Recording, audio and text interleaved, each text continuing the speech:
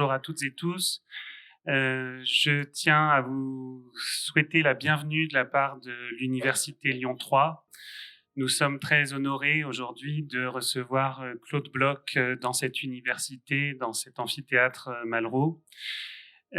Cette rencontre a lieu dans le cadre de la semaine d'action et d'éducation contre le racisme et l'antisémitisme. L'Université Lyon 3 est très impliquée dans cette semaine et c'est important qu'elle le soit. Dans le cadre de cette action, de ces actions que nous menons en partenariat avec la LICRA, nous accueillons une exposition que peut-être vous avez vue ou que vous allez voir, je crois, sur la montagne refuge au Chambon-sur-Lignon. Ça se trouve dans la bibliothèque universitaire. Et puis, toujours dans le cadre de cette semaine, le 31 mars, la semaine prochaine, aura lieu une rencontre, une table ronde avec les responsables du Chambon-sur-Lignon, avec une collègue géographe de l'INSPE qui réfléchit aux questions des lieux de mémoire et de la transmission des mémoires. Et il y aura aussi des étudiants qui se destinent à devenir professeurs d'histoire-géographie. Nous sommes très heureux que pour cette rencontre, il y ait des étudiants d'histoire, de futurs étudiants aussi, d'accueillir des collégiens. Et je remercie toutes les personnes qui ont permis cette rencontre et qui se sont impliquées dans cette rencontre, notamment ma collègue d'histoire Maïté Bioré, Madame Florence Baconnier, Madame Vanier et tous les collégiens aussi de Chevreul-Sala. Cette rencontre, elle a lieu aussi grâce à l'implication constante du service culturel, du Point Culture, et je salue le travail au quotidien de Florence Laredo, de Michael Fropier et aussi de Juliette Rindon qui a particulièrement suivi ce dossier. Sans plus tarder, je vais passer la parole à Claude Bloch. À nouveau, merci monsieur d'être ici. Nous sommes très honorés de vous recevoir. Nous vous écoutons et puis vous allez échanger ensuite avec les collégiens qui sont ici sur scène, que je remercie d'avoir préparé cette rencontre et d'être ici. Je vous laisse la parole tout de suite.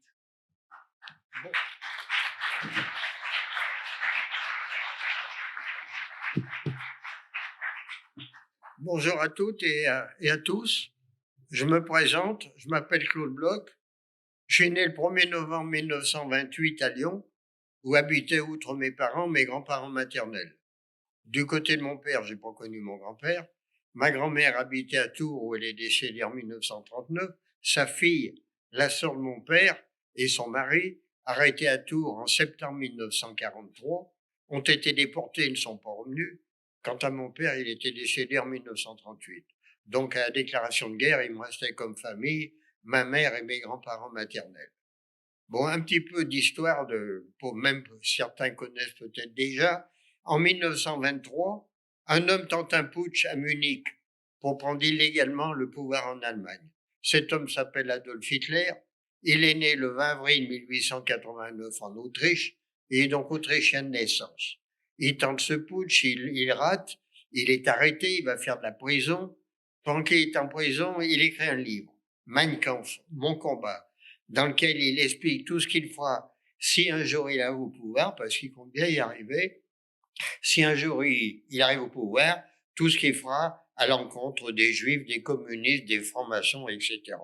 Effectivement, en 1932, élection en Allemagne, le parti qu'il a fondé, le Parti national-socialiste, est déclaré vainqueur de ces élections, et c'est donc légalement que le 30 janvier 1933, Hitler prend ses fonctions de chancelier d'Allemagne. Il va pas perdre de temps. Dès la mi-mars 1933, il va ouvrir le premier camp de concentration en Allemagne, le camp de Dachau, pour y enfermer dans un premier temps surtout ses opposants, les communistes, les francs-maçons. À l'époque, ils s'occupent encore pas trop des juifs. Au contraire, ceux qui veulent quitter l'Allemagne peuvent le faire, à condition de laisser sur place tout ce qu'ils possèdent. En 1938, la nuit du 9 au 10 novembre 1938, les SS et une partie de la population allemande vont se déchaîner contre tout ce qui appartient aux Juifs.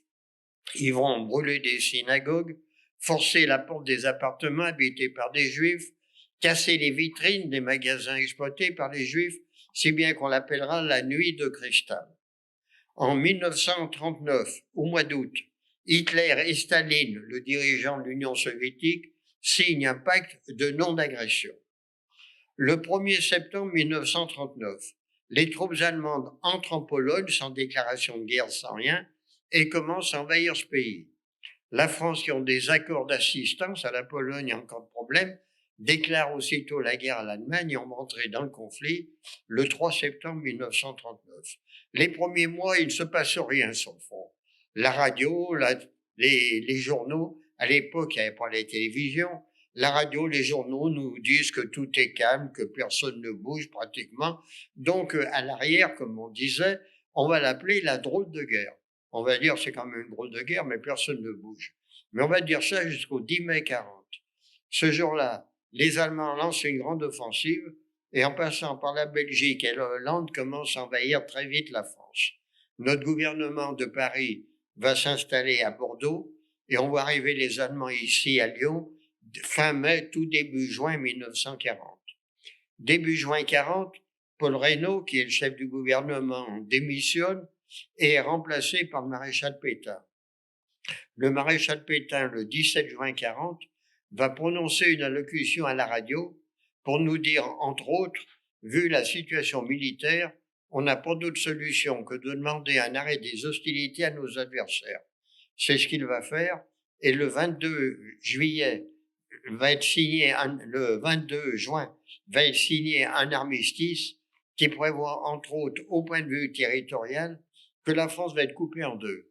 D'une part, toute la partie au nord de la Loire, plus la côte atlantique, sera occupée par les Allemands, on parlera de zone occupée, et la zone sud, dont fait partie Lyon, sera dite zone libre et administrée par le gouvernement Pétain, qui de Bordeaux va venir s'installer à Vichy. À partir de ce moment-là, on parlera du gouvernement de Vichy. Le 10 juillet 40, Pétain convoque les députés et sénateurs à Vichy pour leur demander les pleins pouvoirs. Il les obtient facilement, puisque seuls 80 parlementaires vont les lui refuser. Il a donc les pleins pouvoirs, dissout la Troisième République et proclame l'État français qui deviendra un État dictatorial. Le 3 octobre 1940, sans aucune demande des Allemands, ce gouvernement Pétain va promulguer la première loi anti-juive qui interdit, entre autres, au point de vue professionnel, aux Juifs de travailler dans les administrations ou les services publics ou d'exercer des professions libérales telles que médecin, avocat, etc. Ma mère, qui est veuve depuis 1938, avait trouvé un emploi à la préfecture du Rhône en septembre 1939. Elle a donc dû le quitter à la suite de cette loi. En 1941, deux événements. En juin 1941, Hitler envoie ses troupes commencer à envahir l'Union soviétique. Je vous rappelle qu'ils avaient signé un pacte de non-agression en août 1939. Donc il envoie ses troupes en juin 1941 en commencer à attaquer l'Union soviétique, mais surtout, le 7 décembre 1941, l'aviation japonaise, le Japon est un allié de l'Allemagne et de l'Italie, quand on parlera de ces trois pays, on dira l'Axe, l'aviation japonaise va bombarder ce 7 décembre 1941 la flotte américaine à Pearl Harbor. Or, officiellement, les États-Unis n'étaient pas entrés dans le conflit. Ils vont donc y entrer à partir de ce moment-là. Le 20 janvier 1942, vont se réunir à Wannsee, un quartier de Berlin, des dignitaires nazis pour parler exclusivement d'un problème qui les préoccupait énormément, comme arriver à la solution finale du problème juif. Dans leur esprit, en janvier 1942, ils étaient sûrs qu'ils allaient gagner la guerre. En effet, partout où ils lançaient des offensives, ils occupaient les pays. Donc, sur de ça, ils ont décidé, ce 20 janvier 1942, qu'en 1949, plus aucun juif ne devra survivre en Europe. Ils vont donc parler des moyens d'y arriver. Le 8 novembre 1942, les Anglo-Américains débarquent en Algérie. Aussitôt, les Allemands prenant prétexte que puisqu'ils sont en Algérie, ils peuvent très bien arriver en France par la côte méditerranéenne, décident unilatéralement d'occuper entièrement notre pays et on les voit arriver à Lyon le 11 novembre 1942. À partir de ce moment-là, ils occupent la France, à l'exception toutefois des Savoies, d'une partie du Dauphiné et du comté de Nice, qu'ils vont donner comme zone d'occupation à leurs alliés, les Italiens. 1943, fin janvier, le gouvernement de Vichy va créer la milice française. Cette milice sera une police supplétive dans laquelle vont s'engager volontairement des jeunes Français et qui sera chargée plus particulièrement, entre guillemets, de la chasse aux résistants qu'ils appelleront des terroristes, des juifs, des communistes, des francs-maçons, toujours les mêmes. Toujours en 1943, en février, va être créé en France le STO, le service du travail obligatoire en Allemagne. En effet, là c'est à la demande des Allemands. En effet, les Allemands ont tous leurs hommes qui pourraient travailler dans les usines, mobilisés dans leurs armées. Ils ont donc besoin de main-d'œuvre. À la suite de ça, tous les jeunes Français, nés en 1920, 21 et 22, doivent partir travailler en Allemagne. Certains vont y aller, d'autres vont se cacher pour pas y aller, et une troisième catégorie va entrer dans les maquis, ce qui en réalité va renforcer la résistance. Début septembre 43, les Italiens, dont le pays commence à être envahi dans le sud par les Anglo-Américains qui ont débarqué, les Italiens demandent un armistice séparé aux Anglo-Américains. Ils l'obtiennent et ils rentrent chez eux en Italie, les Allemands prenant leur place dans leur zone d'occupation des Savoies, du Dauphiné et du comté de Nice, ce qui va entraîner entre autres un drame un peu plus tard. Le 1er novembre 43, j'atteins l'âge de 15 ans. À partir de cet âge, on est tenu d'avoir une carte d'identité. Il faut dire qu'auparavant, les Juifs avaient été tenus de se déclarer dans les commissariats de police, moyennant quoi avaient été établies des listes avec les noms, adresses, etc. Mes grands-parents, ma mère ne s'étaient pas déclarés comme tels. Quand une carte d'identité était établie au nom d'un Juif, il était appliqué dessus un tampon juif. À l'époque, ces cartes d'identité étaient établies à la main, c'est-à-dire une plume trempée dans l'encre et écrite comme ça à la main. Ce qui fait que moi, j'ai eu une carte d'identité à mon vrai nom, bien sûr, Bloch, mais sans avoir le tampon juif dessus. Alors, est-ce que c'est parce que ma mère ne s'était pas déclarée comme telle? Est-ce que c'était parce qu'ayant travaillé 1 an à la préfecture, elle avait peut-être gardé des relations avec des gens qui y travaillaient? Toujours est-il que j'ai pas eu ce tampon. Et mon grand-père l'a habilement maquillé en changeant le O en A et en ajoutant ET à la fin. Ce qui fait qu'en réalité, j'ai eu une carte d'identité avec tous les tampons officiels au nom de Blachet. En février 44, ma grand-mère apprend, je ne sais comment, qu'il risque d'y avoir des robes de juifs à Lyon. Aussitôt, il est décidé par mes grands-parents et ma mère de quitter nos appartements de Lyon et de trouver quelque chose pour habiter en dehors de la grande ville, pensant qu'on serait plus en sécurité. En dehors de la grande ville, mais pas loin. Parce que ma mère travaillait à Villeurbanne, moi j'allais à l'école de la Martinière dans le quartier de la place des Terreaux. Il fallait bien qu'elle continue à travailler, c'était d'autant plus important, c'est qu'on avait que son salaire pour vivre.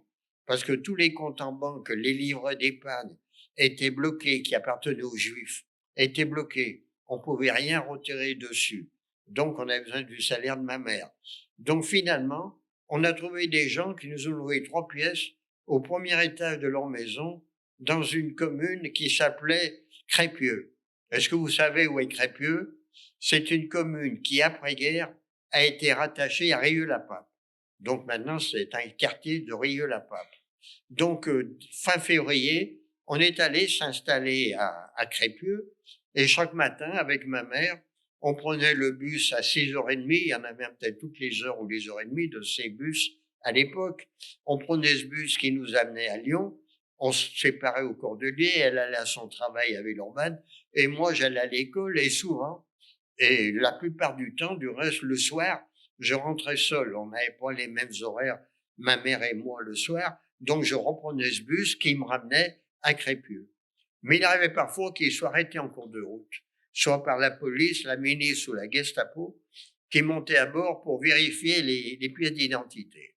Donc ils montaient, on était très serrés, très nombreux dans ce bus. Les jeunes, bien sûr, on était debout. Les étudiants comme moi, on avait nos cartons posés par terre entre nos pieds. Et ma foi, ils passaient comme ils pouvaient. Ils voyaient nos cartes d'identité. Il faut dire qu'ils faisaient vite, hein. Mais ils ont jamais vu que la mienne était maquillée. Et pourtant, j'étais pas tranquille. J'étais pas tranquille. Pourquoi? Parce que j'avais ce carton par terre à mes pieds. Et pourquoi ce carton me faisait tant peur? Eh ben, j'étais rentré à la Martinière pour l'année scolaire 42-43 pour faire l'année préparatoire, donc sous mon vrai nom. Et j'avais pas pu leur dire du jour au lendemain que j'avais changé de nom. Et on était tenu à l'époque d'étiqueter nos cahiers, nos livres avec nos prénoms et noms. Donc j'avais dans ce cartable mes cahiers, mes livres à mon vrai nom, Bloch, et je présentais une carte d'identité au nom de Blachet. Et chaque fois, j'avais peur qu'ils me fassent ouvrir le carton pour voir ce qu'il y avait dedans. Ils auraient pu d'autant mieux le faire, c'est que de nombreux résistants dans des cartables semblables transportaient des documents relatifs à la résistance. Enfin, ça s'est jamais produit. De ce côté-là, ça va. Vous avez entendu parler, je pense, des enfants d'Isieux. Tout le monde, à peu près. Bon, donc, je passe. Donc, je passe. Et quand j'ai dit tout à l'heure que quand les Italiens étaient partis rentrer chez eux, que ça allait entraîner un drame un peu plus tard, je faisais allusion à l'affaire des enfants d'Isieux. Donc, en ce qui nous concerne, début mai 44 toujours, on s'est dit qu'on avait bien fait de quitter Lyon parce que l'appartement de mes grands-parents, la porte en a été forcée par la milice qui y est entrée, après tout ce qu'il y avait dedans, et s'y est installée pratiquement jusqu'à la libération de Lyon. On aurait été là ce jour-là, on aurait été arrêté ce jour-là. Le 26 mai 44, bombardement de Lyon par les Américains qui visaient les voies ferrées. Je suppose maintenant que c'était en vue du débarquement, mais à l'époque, on ne savait pas.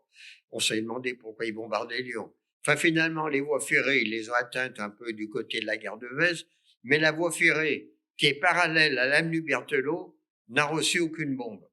Par contre, les immeubles alentours ont beaucoup souffert, et entre autres celui de l'école de santé militaire que la Gestapo avait réquisitionné pour en faire son siège au 14 avenue Berthelot, qui aujourd'hui est le CHRD, le Centre d'histoire de la résistance et de la déportation. Bon, ce bâtiment ayant reçu des bombes, la Gestapo s'est repliée sur un immeuble qu'ils ont réquisitionné place Bellecour, à l'angle de ce qui est aujourd'hui la rue Saint-Exupéry, en expulsant les habitants dans la journée. Le 6 juin 44, débarquement des Alliés en Normandie. On avait un avantage à Lyon, c'est de recevoir des informations assez exactes sur ce qui se passait sur les différents fronts et d'une façon générale. Parce que si la radio, les journaux français subissaient la censure, évidemment à l'époque il n'y avait pas les télévisions, si les journaux et la radio subissaient la censure, si Radio Londres, on arrivait à les capter, mais très mal sur nos gros postes de TSF, comme on disait, ces gros postes qui, à lampe, les Allemands brouillaient les ondes, on entendait très mal. Mais l'avantage qu'on avait à Lyon et dans la région, c'est de capter très bien Radio Genève. Et par ce biais, on savait ce qui se passait un peu sur le front. On savait que les Anglo-Américains, ils avaient débarqué en Normandie, qu'ils y étaient, qu'ils s'y maintenaient, même s'ils avançaient pas beaucoup au début. Alors on s'est dit, peut-être que tout ça va bientôt se terminer, que la guerre va bientôt finir. Mais on s'est dit ça jusqu'au 28 juin 44. Ce 28 juin, au soir, ouais, il y a des noms qui m'échappent, donc j'ai noté là-dessus. René Bousquet, le ministre de l'Information du gouvernement de Vichy, qui chaque soir à la radio prononçait une allocution haineuse, toujours à l'encontre des mêmes, hein, les résistants qu'il appelait les terroristes, les juifs, les francs-maçons, etc. Ce 28 juin 44, le soir, il est abattu, il est tué par des résistants. Aussitôt, grand bas-le-bas, entre autres à Lyon, dans le milieu de la milice, commandé par Paul Touvier, qui décide, à titre de représailles, de faire fusiller des juifs. Il envoie ses hommes en arrêté, peut-être qu'il en a déjà dans ses locaux, qu'il occupe un poste Catelin à Lyon. Enfin, toujours, il envoie ses hommes en arrêté. Quand ils reviennent, il décide d'en faire en faire fusiller 8. Alors pourquoi 8? On ne saura jamais, plutôt que 50 ou 100. Bon, il a fixé ce chiffre de 8. Donc il fait aligner 8 hommes dans un couloir de ses locaux. Et à ce moment-là, un milicien vient lui parler dans l'oreille. Quand il a fini, l'un des 8 hommes, tout vient le faire remettre en cellule. Et pourquoi? Parce que le milicien lui dire, celui-là, c'est pas un juif, c'est un résistant. En effet, il s'appelait Monsieur Goudard et il avait été arrêté pour fait de résistance. Donc, c'est bien que des juifs que Touvier voulait faire fusiller. Et le lendemain matin, le jeudi 29 juin 44, il part avec ses francs-gardes armés devant le mur du cimetière de Rieux-la-Pape, où ces 7 hommes sont fusillés. Nous, à vol d'oiseau, on est à 1 ou 2 kilomètres de là. Depuis le début de la semaine, je suis en vacances scolaires. Ma mère est en congé maladie. Ma grand-mère nous avait dit la veille, demain jeudi, j'ai rendez-vous chez le dentiste l'après-midi, je partirai le matin et j'en profiterai pour faire des courses. Pourquoi je vous dis que j'étais en vacances depuis le début de la semaine et ma mère en congé maladie? C'est parce qu'en temps normal, quand j'allais à l'école et ma mère allait travailler, on ne rentrait jamais à midi. On partait le matin, on revenait le soir. C'était impossible de rentrer à midi. Mais cette semaine-là, on était là. C'était le 29 juin 44. Je passe la matinée à mettre mon vélo en état. Notre propriétaire avait dit à ma mère, votre fils est en vacances, j'ai de la famille dans la Drôme en pleine campagne, si vous voulez, je peux l'y accompagner, il sera plus en sécurité qu'ici. Ma mère avait donné son accord, donc je mettais ce vélo en état, puisque le lendemain, on devait partir à vélo dans la Drôme. Mais à 11 heures, je monte faire ma toilette, et à midi moins le quart, 2 hommes se présentent au rez-de-chaussée de la maison et nous demandent.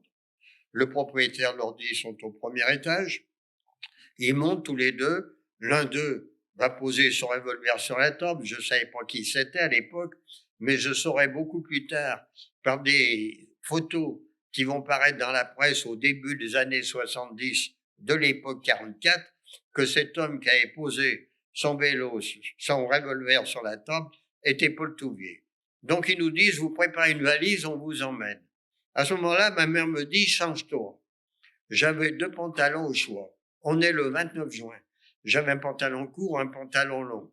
Bien évidemment, je prends mon pantalon court pour le mettre, et ma mère me dit non, tu mets ton pantalon long. C'était pas le moment de me demander des explications, même si j'ai rien compris. J'ai mis mon pantalon long. Ils nous ont emmenés et déposés au siège de la Gestapo au 32 place Bellecour. La voiture est entrée dans la cour. On nous a fait descendre dans la cave. À l'entrée, il y avait un Allemand avec un registre sur une table qui prenait le nom qui arrivait. Il y avait des chaises comme ça alignées dans la cave. Il y avait déjà des personnes dans cette cave. Donc on s'est assis, chacun sur une chaise, mon grand-père, ma mère et moi, et on a attendu. On tournait le dos à la porte, mais j'avais la porte tout de suite derrière moi qui restait ouverte. Interdiction de bouger, bon. Et au bout d'un moment, assez long, un homme vient chercher mon grand-père et ma mère pour interrogatoire. Moi, il me laisse dans la cave, ils montent tous les deux dans les étages pour interrogatoire. Et j'attendais, moi, dans la cave, et au bout d'un temps encore assez long, ma mère revient seule, en pleurs, et me glisse dans l'oreille, ils ont tué ton grand-père. Effectivement, au bout d'un moment, j'entends son nom derrière nous, et comme je vous disais, j'avais la porte ouverte juste derrière moi, malgré que c'était interdit, je me retourne, et je vois effectivement le corps de mon grand-père sur les épaules d'un homme qui vient de faire pointer sortie sur le registre des entrées. Après, j'ignore totalement ce qu'ils ont fait de son corps, je l'ai jamais su. Le soir, tous ceux qui étaient dans cette cave, ils nous ont emmenés à la prison Montluc, où on a passé la nuit dans des cellules, à 7 ou 8 par cellule, et le lendemain matin, ils sont venus me chercher, moi, avec d'autres hommes juifs, parce qu'ils nous mettaient, les juifs, dans une baraque en bois qui existait dans une des cours de la prison Montluc, et qu'on a appelée donc la baraque aux juifs. Donc on était dans cette baraque, et finalement, on avait un avantage sur ceux qui restaient en cellule, parce que toutes les femmes, quelle que soit leur catégorie, résistance juive ou raflée, et tous les hommes non juifs étaient en cellule, mais à 6, 7, 8 par cellule de 4 mètres carrés. Certains d'entre vous les ont peut-être visités. Donc, je me demande toujours comment ils pouvaient s'y tenir 24 ans sur 24. Nous, dans cette baraque, on avait la place d'aller venir. On parlait toute la journée, je sais plus de quoi, mais on n'est jamais sorti dans la cour. Ils nous apportaient à manger à peu près une fois par jour. Mais on savait par les anciens que parfois il se produisait un événement. Cet événement s'est produit 3 fois pendant que j'y étais. Ça se passait dans toute la prison. Mais voilà comment ça se passait exactement dans la baraque. De bonne heure le matin, lumière, la porte s'ouvrait, lumière, un soldat allemand sur le pas de la porte, il avait une liste de noms par ordre alphabétique d'hommes qui étaient dans la baraque. Alors il appelait tous ces noms et on savait que ces listes se terminaient par l'une des formules avec bagage ou sans bagage. C'est vraiment des formules parce qu'il y a longtemps que la valise qui nous avait fait faire, qu'on savait plus ce qu'elle était devenue. Donc, et les 2 premières listes que j'ai entendues sur les 3, la formule a été sans bagage. Alors on savait, et ceux qui avaient été appelés le savaient aussi, que sans bagage, ça voulait dire qu'ils allaient quitter la prison et être fusillés dans la journée. Vous avez beaucoup de communes dans les environs de Lyon qui ont une plaque ou un monument commémoratif qui rappelle qu'à cet endroit, à telle date, tant de détenus de Montluc ont été fusillés. Et le 20 juillet, le 3e appel. Là, mon nom est prononcé dans les premiers. Il m'avait rendu mon vrai nom, mais ça n'aurait rien changé. Mon nom est prononcé dans les premiers. Et j'ai dû attendre la fin de la liste pour savoir comment elle allait se terminer. Finalement, elle s'est terminée par la formule avec bagage, ce qui était un soulagement. Parce qu'avec bagage, on savait que ça voulait dire qu'on allait quitter la prison, mais non pas pour être fusillé, mais pour être transféré ailleurs. Alors, comme j'avais aucune idée de ce que pouvait être cet ailleurs, bien content d'être appelé avec bagage. Ils nous ont fait sortir dans la cour, ceux qui avaient été nommés. J'ai retrouvé ma mère qui avait été appelée dans sa cellule. Ils nous ont emmenés à la gare Puerache où nous attendait un train, du reste composé de wagons de voyageurs, les hommes dans une partie du train, les femmes dans l'autre, et on est parti comme ça. Le lendemain, le 21 juillet, ce train s'arrête en gare de Dijon pour une question technique, je ne sais pas. Toujours est-il que des cheminots ont réussi à nous dire à travers les vitres, puisque c'était des trains de voyageurs à l'époque à compartiment, à travers les vitres fermées, parce qu'ils les avaient bloquées fermées, on ne pouvait pas les ouvrir, ils ont réussi à nous dire quand même, hier, 20 juillet, il y a eu un attentat contre Hitler, mais on ne sait pas ce qu'il en est advenu. Enfin bon, le train a repris son chemin, et le lendemain, le 22 juillet, on s'est arrêté dans une petite gare. J'ai vu tout de suite qu'on était en région parisienne parce que des bus de Paris nous y attendaient. En réalité, il s'agissait de la gare de Bobigny. Donc, on est descendu de notre train, on est monté dans ces bus qui nous ont emmenés à 3 kilomètres de là, à Drancy. Alors, à Drancy, les Allemands avaient ouvert un camp dans le but d'y regrouper les Juifs pour les emmener ensuite ailleurs. Alors, à l'époque, c'est là que les enfants d'Isieux ont été emmenés avant d'être emmenés à Auschwitz. Donc, ce camp, à ce moment-là, les bâtiments étaient debout, c'est-à-dire que le gros œuvre était fait, les toits, les murs extérieurs, mais à l'intérieur, il n'y avait pratiquement rien de fait. Aujourd'hui, ils sont habités, sont des HLM. Mais à l'époque, il y avait rien de fait. Alors, on s'est retrouvés dans une grande salle, et puis, ma foi, j'étais avec ma mère pendant le temps qu'on est resté là. Mais il s'est passé encore un événement dans la semaine qui a suivi. Un jour, on a vu arriver de nouveau des bus, mais alors cette fois à l'intérieur, que des enfants. Quand je dis des enfants, les plus jeunes avaient 2 ans, 3 ans, sans adultes. Ils venaient d'où ces enfants? Ils venaient de maisons qui avaient été ouvertes pour eux à une période au cours des années 41 et début 42, quand les Allemands ou la police française opéraient des rafles de familles juives à Paris et dans la région. Ensuite, les nazis n'emmenaient pour une destination inconnue que les adultes, c'est-à-dire à partir de l'âge de 15 ans, qui était donc le mien à l'époque, et laissaient sur place les enfants, en les séparant de leurs parents, au gouvernement de Vichy de s'en débrouiller.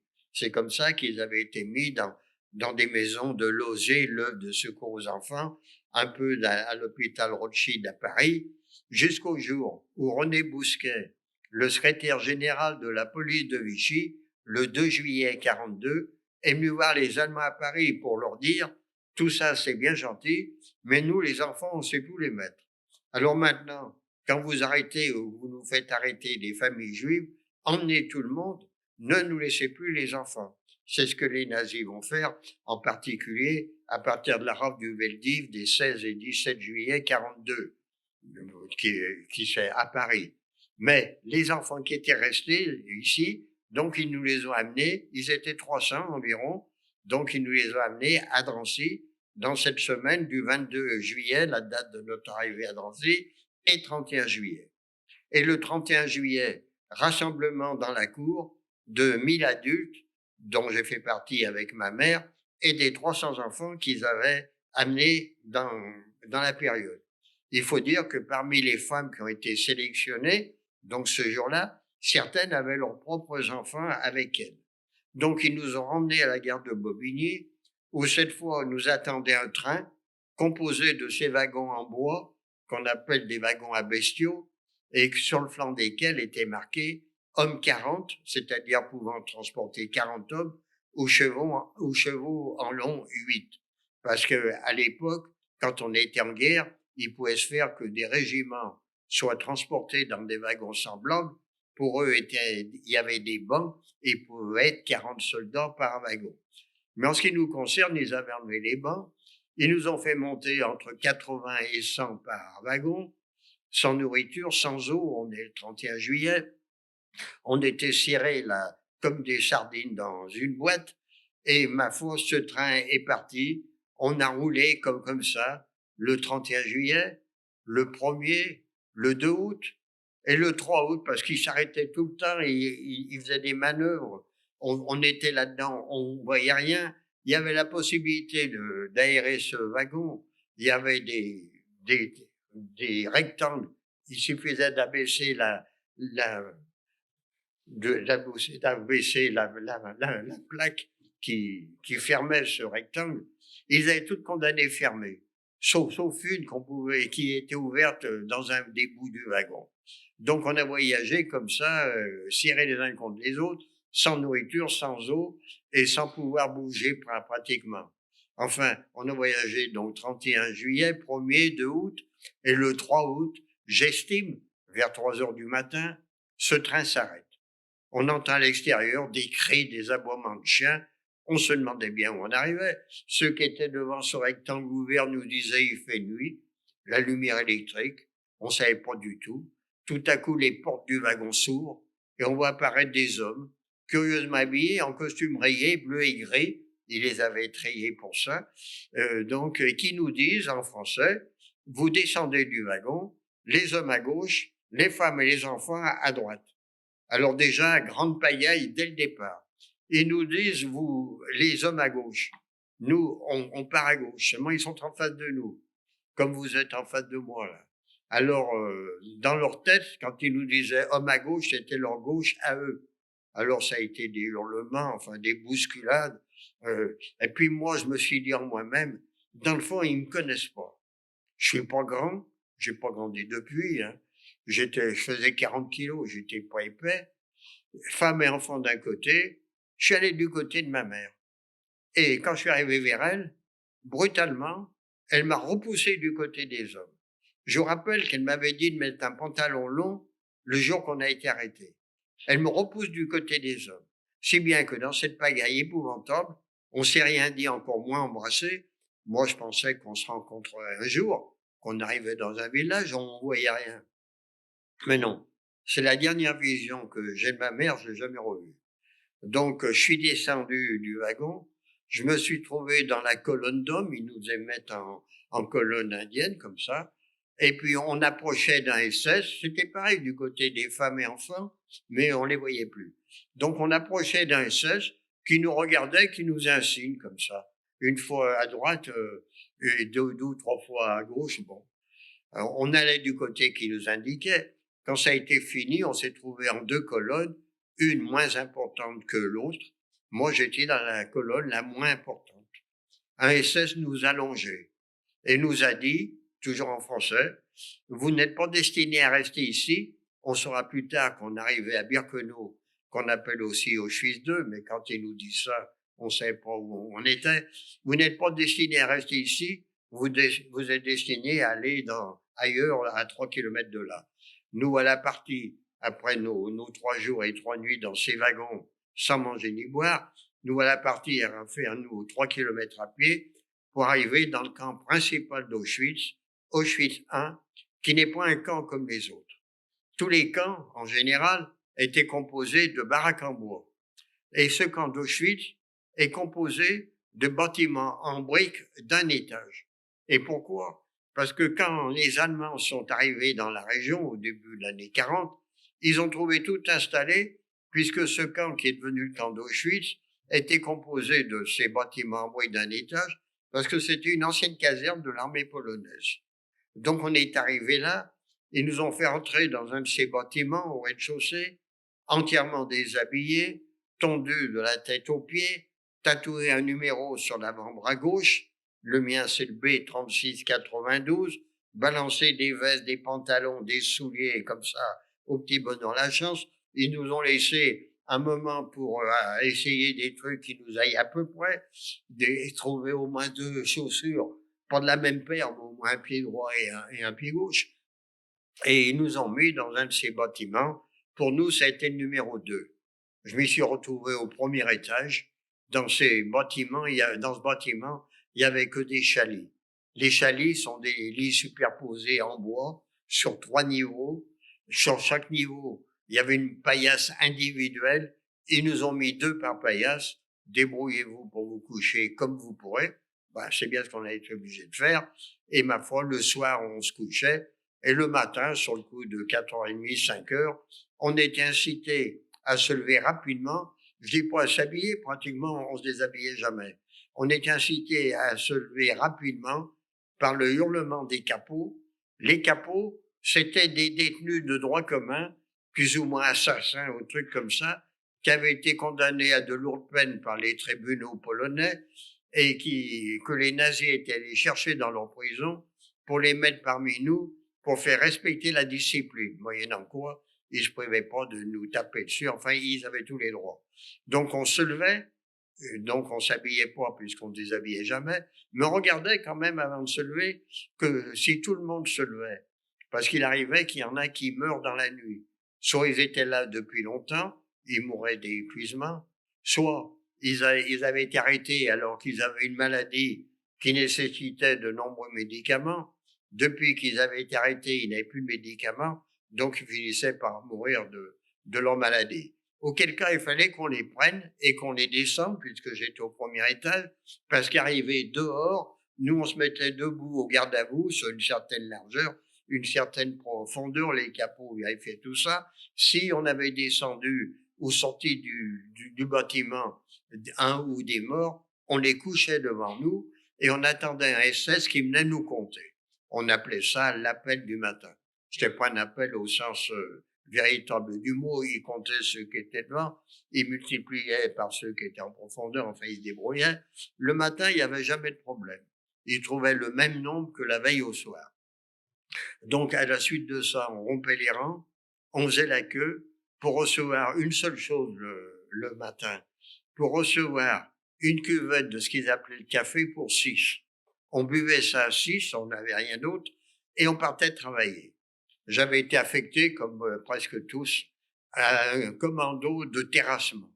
Alors on partait en rang comme un régiment, un certain nombre comme ça, toujours encadré par des SS et des capots. On sortait du camp au pied de marche, parce qu'il y avait un orchestre qui nous jouait des airs entraînants pour qu'on marche comme il faut. Et en sortant du camp, au bout d'un moment, on arrivait sur notre chantier, on retrouvait nos pioches, nos pelles qu'on avait laissées la veille, et toute la journée, courbés en deux, on piochait sans savoir pourquoi. On transportait la terre avec nos pelles à droite, à gauche. On n'a jamais su pourquoi on faisait ça, si ce n'était pour nous épuiser. Si au bout d'un moment, on avait mal au dos et qu'on voulait un peu se redresser, il fallait faire attention qu'il n'y ait pas un capot, un SS qui nous voit, parce qu'ils nous fonçaient dessus pour nous taper dessus. Donc, et puis voilà, toute la journée. À midi, il y avait une pause. Alors, arrivait du camp des marmites apportées par des déportés encore, toujours escortés par des SS et des capots, ces derniers se chargeant de la distribution d'une cuvette de bouillon pour 4. On buvait ce bouillon donc à 4, et tout l'après-midi, on reprenait le travail comme ça. Et le soir, on rentrait au pas, en rang, en ramenant, s'il y en avait eu dans la journée, c'était pas tous les jours, mais s'il y en avait eu, le ou les morts tombés d'épuisement, pendant la journée, on les ramenait morts. Donc on les ramenait au camp, parce qu'arrivé au camp, nous on se remettait au garde à vous, comme le matin, pour l'appel du matin.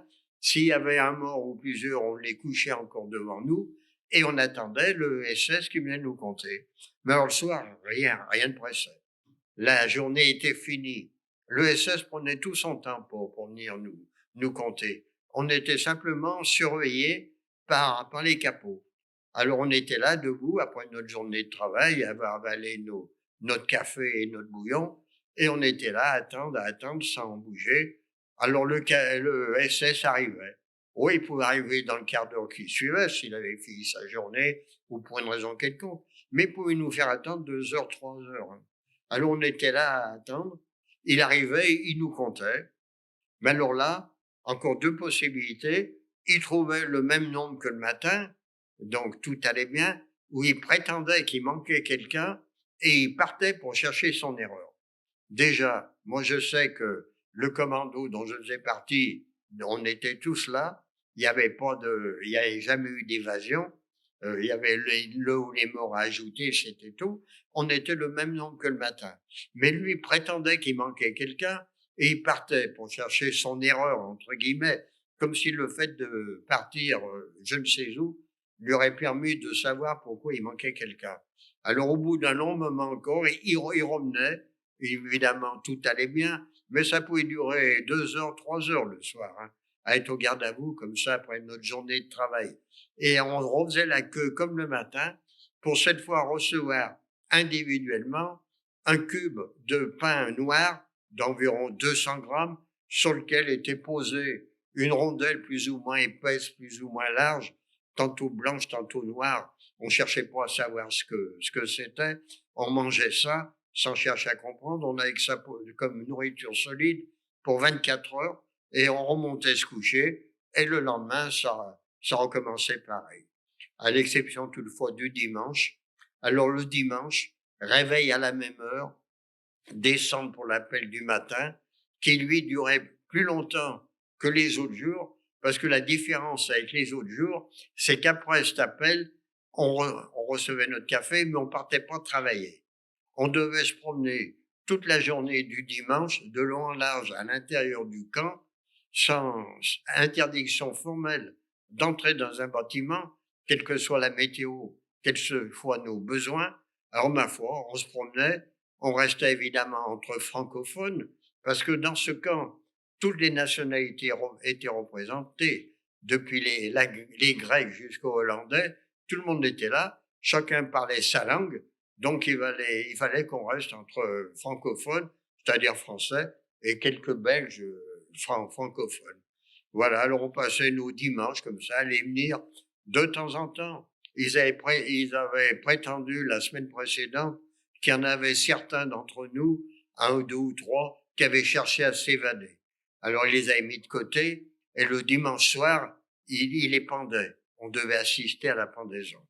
Voilà comment nos journées se passaient. Et puis de temps à autre, après l'appel du matin, il arrivait que le SS, 1 ou 2 fois par semaine, désigne de loin certains d'entre nous comme ça, c'est plus facile de les sortir des rangs. Alors les capots qui étaient le long comme ça, ils prenaient un homme, si c'était pas celui qui avait été désigné, c'était pas grave, ils les mettaient de côté. Et ces hommes étaient ramenés à Birkenau. Alors c'est là qu'on va y retourner maintenant pour parler de Birkenau. Quand les Allemands sont arrivés en janvier 40, à peu près dans la région, c'était un village habité évidemment par les Polonais, qu'ils ont évacué sur 40 km² pour construire Birkenau. Donc ils ont détruit leur maison des Polonais et ils ont construit Birkenau. Alors maintenant, quand vous allez en visite à Birkenau, vous entrez, il y a la voie ferrée au milieu qui n'existe à cet emplacement que depuis avril-mai 44, c'est-à-dire presque à la fin. Parce qu'avant, les déportés qui arrivaient à 1,5 km du camp et venaient à pied après leur journée de train, venaient à pied à Birkenau pour la sélection. Mais là, pour aller plus vite, parce que plus on avançait vers la fin de la guerre et plus il y avait des convois qui arrivaient. Donc, pour aller plus vite, ils avaient construit ces voies ferrées dans ce camp de Birkenau. Et quand vous y allez, à droite, vous avez le camp des hommes et à gauche, le camp des femmes qui était naturellement composé de baraques en bois. Il en reste presque plus maintenant, il y en a encore quelques-unes. Mais en plus, ils avaient construit 4 bâtiments en béton. Deux en sous-sol, les 2 plus grands, qui vont numéroter 2 et 3, et 2 plus petits hors sol, qui vont numéroter 4 et 5. Le numéro 1, ils l'ont laissé un petit bâtiment de même usage qui existait au camp principal d'Auschwitz, mais qui vont désaffecter quand Birkenau va ouvrir en janvier 42.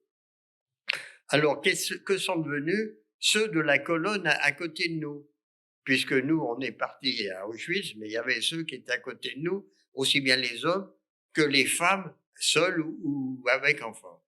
Ces gens étaient regroupés. Ils étaient emmenés vers un des 2 bâtiments au sous-sol, les 2 plus grands. Disons le bâtiment numéro 2. En ce qui concerne notre convoi, sur 1300, il y avait les 300 enfants arrivés seuls, à qui ils avaient fait croire, du reste, au départ du camp en France, qu'ils allaient retrouver leurs parents, alors qu'ils savaient parfaitement que c'était pas vrai. Donc, il y avait donc ces 300 enfants, plus 426 adultes avec quelques femmes, leurs propres enfants. Ils étaient 726. Ils sont dirigés, disons, vers le bâtiment numéro 2, un des 2 plus grands. Ils arrivaient dans une grande salle, il y avait au mur des crochets numérotés. Alors on devait leur faire un petit discours, comme ça, j'y étais pas. Hein. Après ce voyage, vous allez prendre une douche, ça va vous délasser. Donc vous vous déshabillez, vous mettez vos vêtements à un de ces crochets, mais alors surtout, et c'est très important, vous repérez bien le numéro et vous vous en rappelez, parce que quand vous sortirez de la douche, vous êtes nombreux, jamais vous retrouverez vos vêtements. Donc les gens se déshabillaient, ils entraient dans la salle de douche, tout était bien installé. Pomme de douche, tuyauterie, tout était. Quand tout le monde était entré, ils refermaient la porte. Au rez-de-chaussée, puisque la salle de douche est en sous-sol, au rez-de-chaussée, il y avait 2-3 SS qui avaient des boîtes de conserve, pas très hautes, un peu larges. Et ils ouvraient ces boîtes de conserve dans lesquelles il y avait des granulés. Du bâtiment au sous-sol, provenant de la salle de douche, il y avait 1 ou 2 sortes de cheminées qui sortaient. Ils jetaient ces granulés là-dedans, et ces granulés au contact de l'air se transformaient en gaz qui arrivait dans la salle de douche, qui était en réalité la chambre à gaz. Il était considéré, au bout d'un quart d'heure, 20 minutes, sans aucune vérification, que tout le monde était mort. Il rouvrait la porte, faisait fonctionner des ventilateurs pour évacuer le gaz et entrait en action un commando d'une 60aine de déportés hommes qu'ils avaient sélectionnés à Birkenau et qui était chargé, qu'on appelle le Sonderkommando, qui était chargé de sortir les cadavres de cette chambre à gaz, de tondre les femmes, parce qu'ils se servaient des cheveux pour faire du tissu et de les remonter par un monte-charge au rez-de-chaussée où il y avait les fonds crématoires. Voilà, ça se passait comme ça. Et nous, de notre côté, à 3 kilomètres de là, on recevait des informations. On ne sait pas d'où elles arrivaient. Tantôt vraies, tantôt fausses. On parlait de bobards à ce moment-là. Mais enfin, il y en avait certaines qui s'avéraient vraies. Alors, on a appris un jour que le commando de ceux qui étaient chargés du Sonderkommando du bâtiment numéro 4 avait réussi à mettre hors service leur chambre à gaz. Ils ont naturellement été exécutés, mais ils avaient fait ce qu'ils voulaient. C'était le 7 octobre 1944. Donc pour nous tous, les journées se poursuivaient comme ça. On savait plus du tout quel mois on était ni quelle date. Bon, oui, au début il faisait très beau, après il s'est mis à pleuvoir, à neiger déjà, mais bon, on savait plus rien. Et puis vers la fin octobre, une sélection de nouveau, et là je suis sélectionné, désigné comme ça par le capot. Voilà. Alors qu'est-ce qu'on va devenir? Parce qu'entre-temps, un ordre est arrivé de Berlin d'arrêter toutes les chambres à gaz dans tous les camps en Pologne et de les dynamiter au fur et à mesure que l'armée soviétique arriverait pour libérer le camp. Donc on savait que les chambres à gaz ne fonctionnaient plus. J'ai été sélectionné et j'ai été ramené à Birkenau. Mais avant d'aller plus loin, il faut que je vous dise, avant de quitter Auschwitz, parce qu'on va quitter Auschwitz là, il y avait un troisième Auschwitz, Auschwitz III, qu'on appelle aussi Monowitz, comme Auschwitz II, on l'appelait Birkenau. Ce Auschwitz III était composé d'une ou deux usines qui appartenaient à un grand groupe allemand, le groupe de l'IG Farben. Et pourquoi ces usines avaient été construites là au moment où les Allemands sont arrivés? C'est parce qu'ils allaient avoir à proximité de la main-d'œuvre gratuite qui serait les déportés. Donc ils s'étaient installés là, mais quand ils avaient besoin ils faisaient de la chimie, un peu de tout, hein. J'ai jamais su exactement ce qu'ils faisaient, mais quand ils avaient besoin de main-d'œuvre, ils écrivaient au commandant du camp et pour lui faire part de leurs besoins. Alors ils écrivaient, par exemple, j'ai l'exemple d'une lettre, c'est pour vous faire voir comment on était considéré en tant qu'humain, comment on était considéré par les nazis. Alors voilà,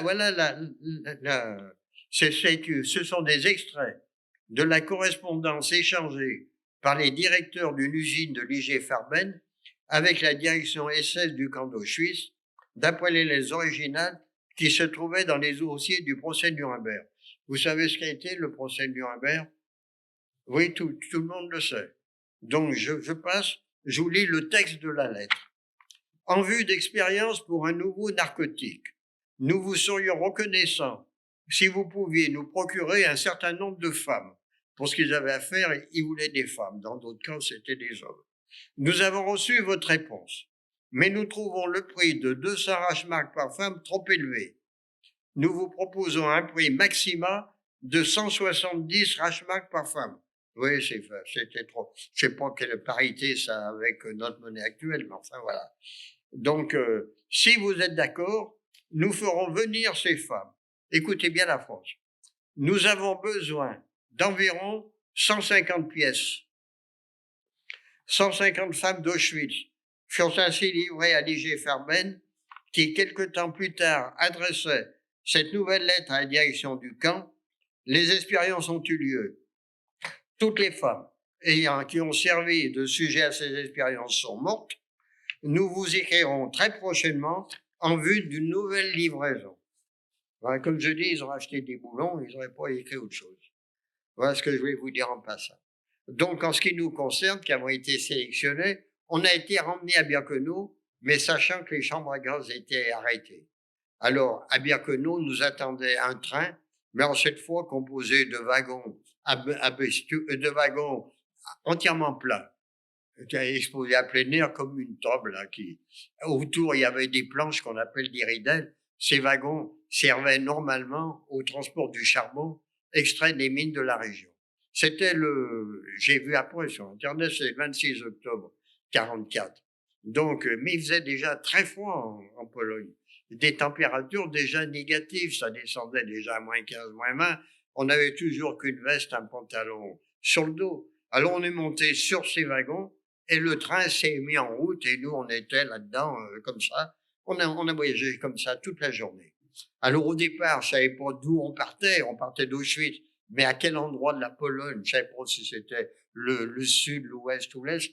Enfin, toujours est-il que maintenant je sais, puisque j'ai vu des cartes en rentrant, je sais qu'on a traversé toute la Pologne du sud au nord. Parce qu'au sud, Auschwitz, et au nord, un camp qui est situé à peu près une dizaine de kilomètres de la mer Baltique, donc au nord de la Pologne, et qui s'appelle le Stutthof. Ne pas confondre avec Struthof en Alsace. C'est Stutthof en Pologne. Donc on est arrivé dans ce camp, entre guillemets normal, c'est-à-dire composé exclusivement de baraques en bois, mis dans une de ces baraques, de nouveau affecté à un commando de travail. Cette fois, j'ai été affecté pour travailler dans une usine. Alors, quand on est dans des camps pareils, la moindre des choses qui nous est un peu avantageuse, on le remarque.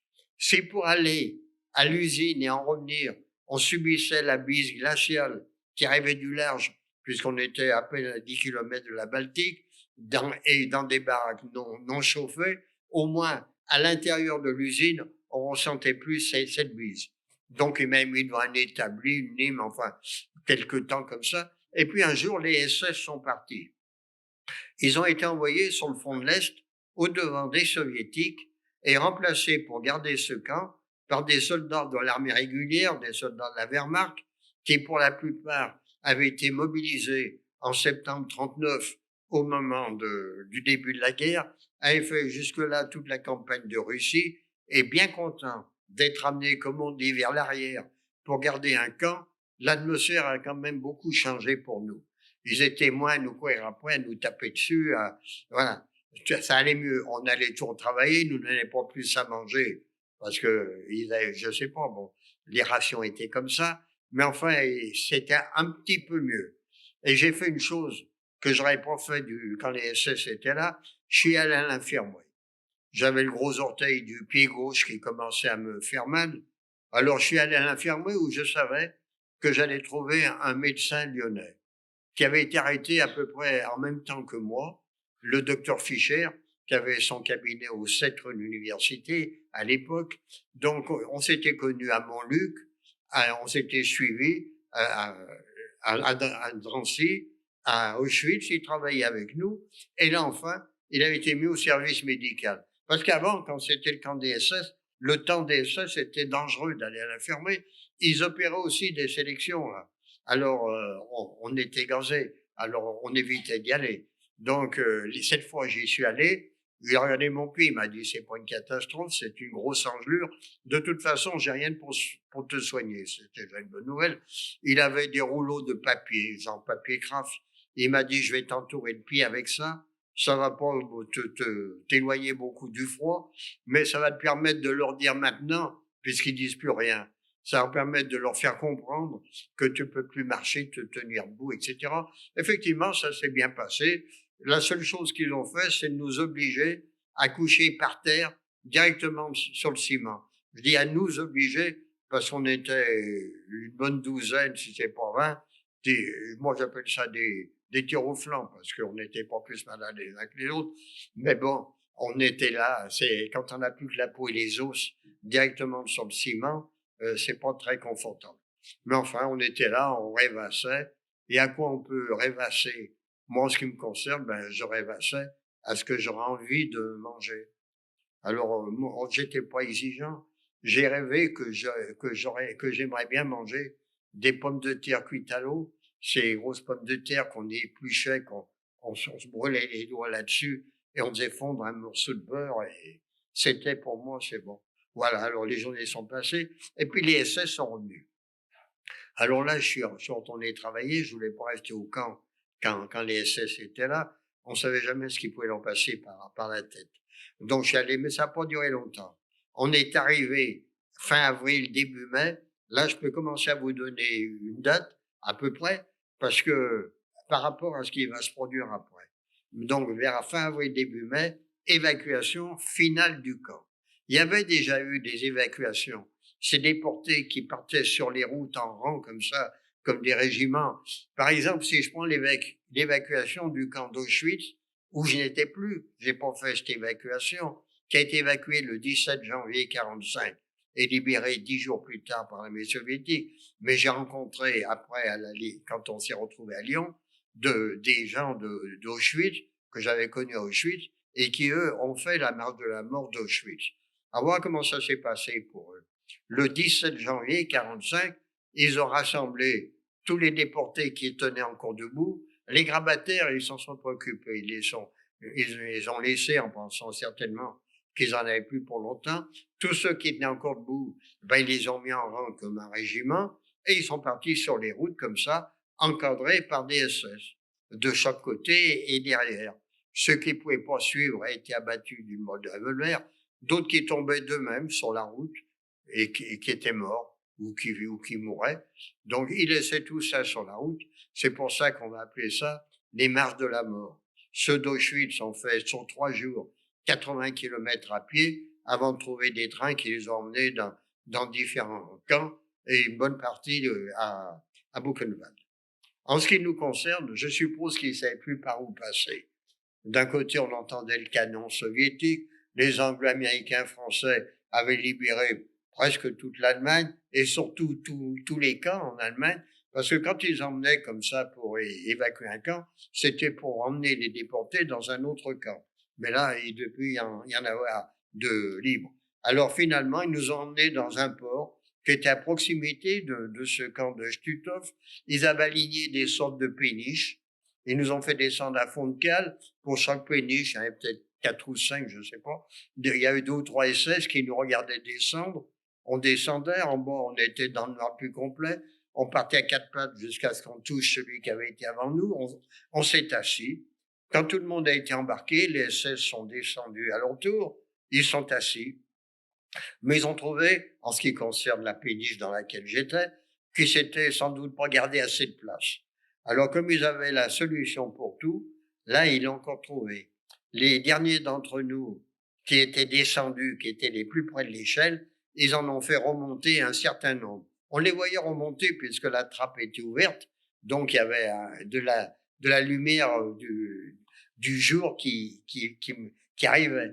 Donc on les voyait monter l'échelle. Je ne sais pas combien ils en ont fait remonter, je n'ai pas compté. Toujours est-il que ceux qu'ils ont fait remonter les ont poussés dans la Baltique, où ils se sont noyés, mais l'ESS s'était fait de la place. On a voyagé un jour ou deux, comme ça, dans le noir plus complet. Me demandez pas quand ils ont donné à manger, à partir de ce moment-là, j'en sais plus rien. Je me rappelle de rien de ce point de vue-là. On est arrivé à un endroit, les péniches s'arrêtent, ils nous font remonter, et on s'est retrouvé sur un vieux cargo qui était ancré là, certainement depuis longtemps, il avait l'air de ne pas avoir navigué depuis longtemps, à l'intérieur d'un port, on ne savait pas lequel, mais au milieu de l'eau, comme une île, que on voyait les quais d'embarquement, débarquement des marchandises, mais ce truc, il était au milieu de l'eau.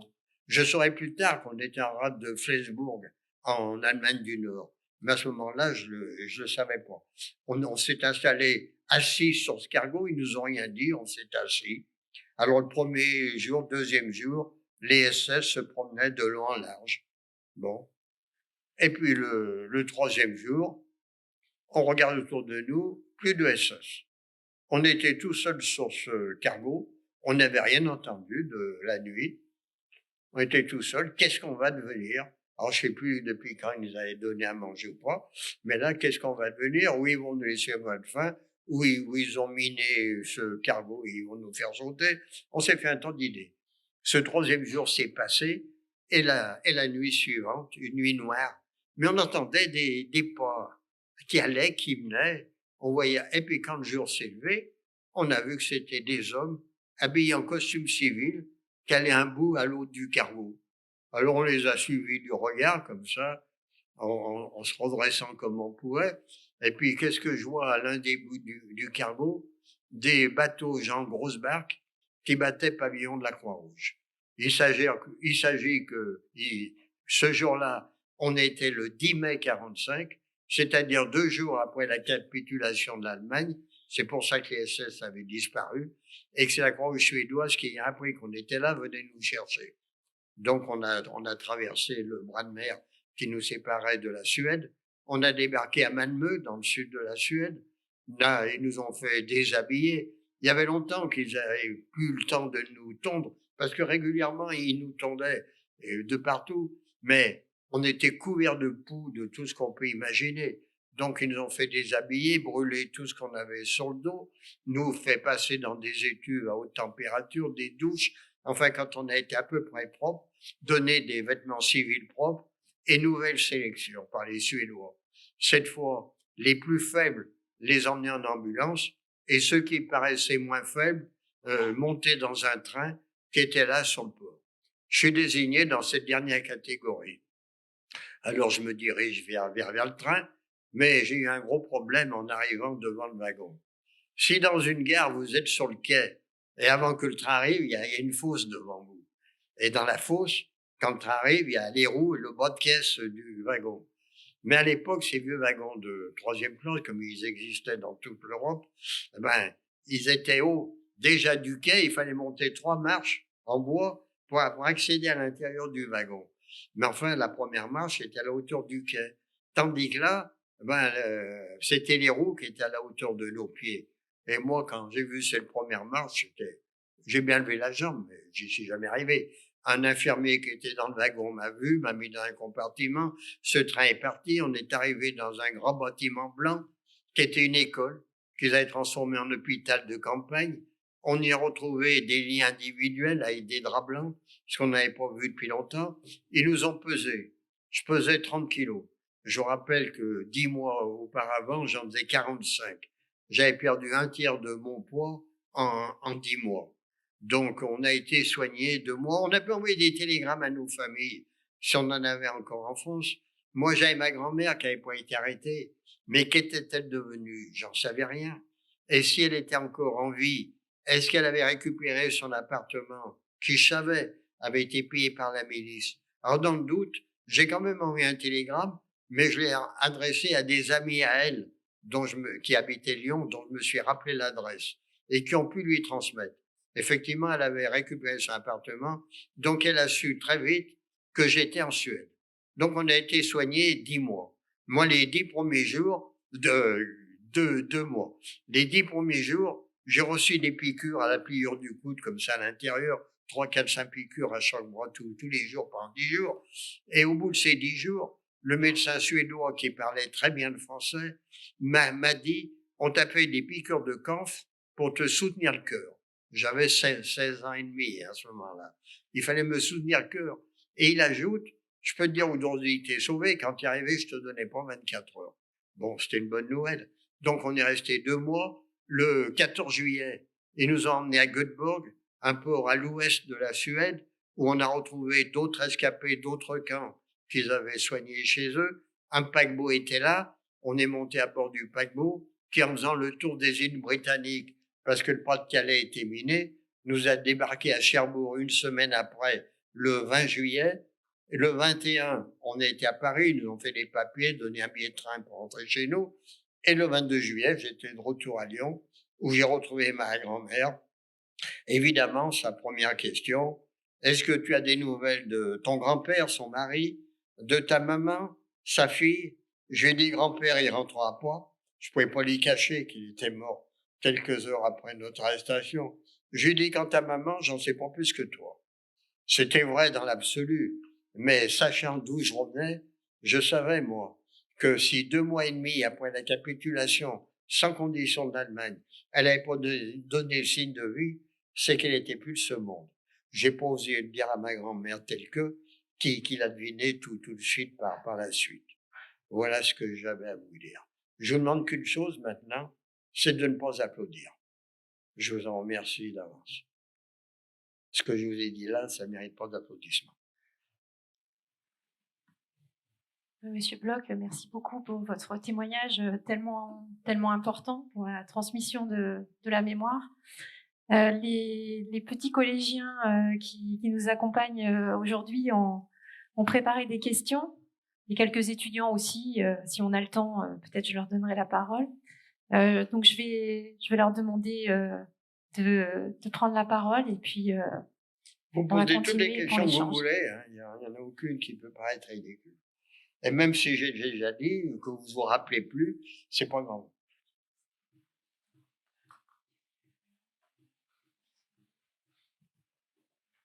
Et si c'est des questions de la salle, on voudra bien me les transmettre, s'il vous plaît. Parce que je les comprendrai pas.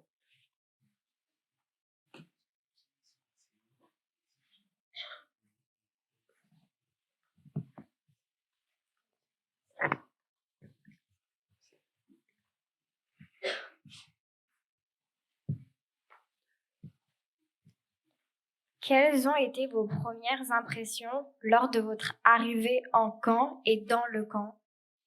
Quand arrivé en France, qu'est-ce que... Non. Ben non, ça résonne. Quelles ont été vos premières impressions lors de votre arrivée en camp et dans le camp? Quand je suis revenu en France, à la Libération, vous êtes arrivé en France, vous me dites. Dans le camp. On enlevait le micro pour le moment. Oui, alors, Quelles ont été vos premières Quand je suis revenu, Quand vous êtes arrivé en camp et dans le camp. en revenant des camps.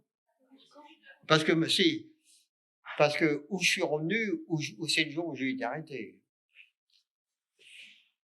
Quelles ont été vos premières impressions lors de votre arrivée au camp? Ah, mais eh ben, sur le coup, j'ai cru qu'on arrivait dans un village, il faisait nuit. Alors bon, quand j'étais séparé de ma mère, je me suis dit, on se rencontrera un jour ou l'autre en se promenant dans le village. Moi, je m'imaginais qu'on arrivait dans un village ou un truc comme ça. Jamais je me serais imaginé qu'on arrivait là où on est arrivé et qu'on allait subir ce qu'on allait subir. Ouais. Dans les camps, est-ce que vous avez retrouvé des personnes que vous connaissiez déjà, Si j'ai retrouvé des personnes que vous connaissiez d'avant? que je connaissais avant, non. Non, quand je suis arrivé, je connais. À part ceux qui venaient de Montluc avec moi. Mais à part ceux-là qui étaient avec moi, mais ceux qui étaient déjà dans le camp, non. J'ai vu personne à ce moment-là. On a fait connaissance après, petit à petit. Parce qu'on était dans un bloc, beaucoup de Français dans le bloc qu'ils ont mis en arrivant. On était, beaucoup de Français, puisque pratiquement il était vide avant qu'on arrive.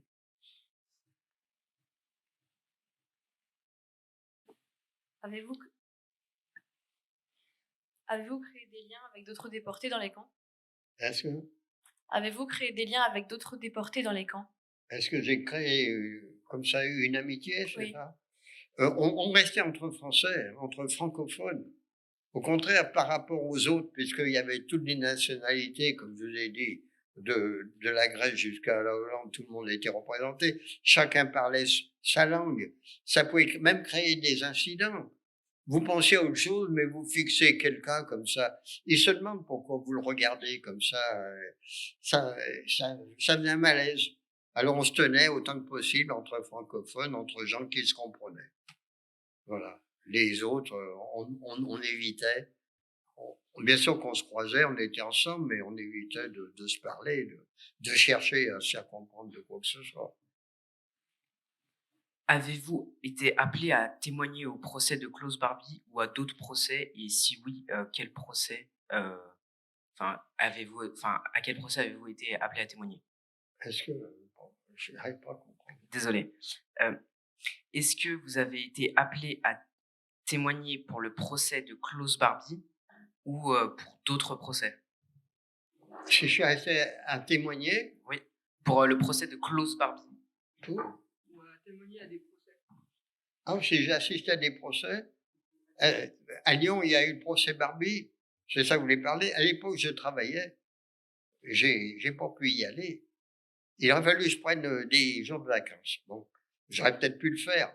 Mais il y avait un tel monde, il fallait un laisser-passer par jour qu'il fallait renouveler tous les jours.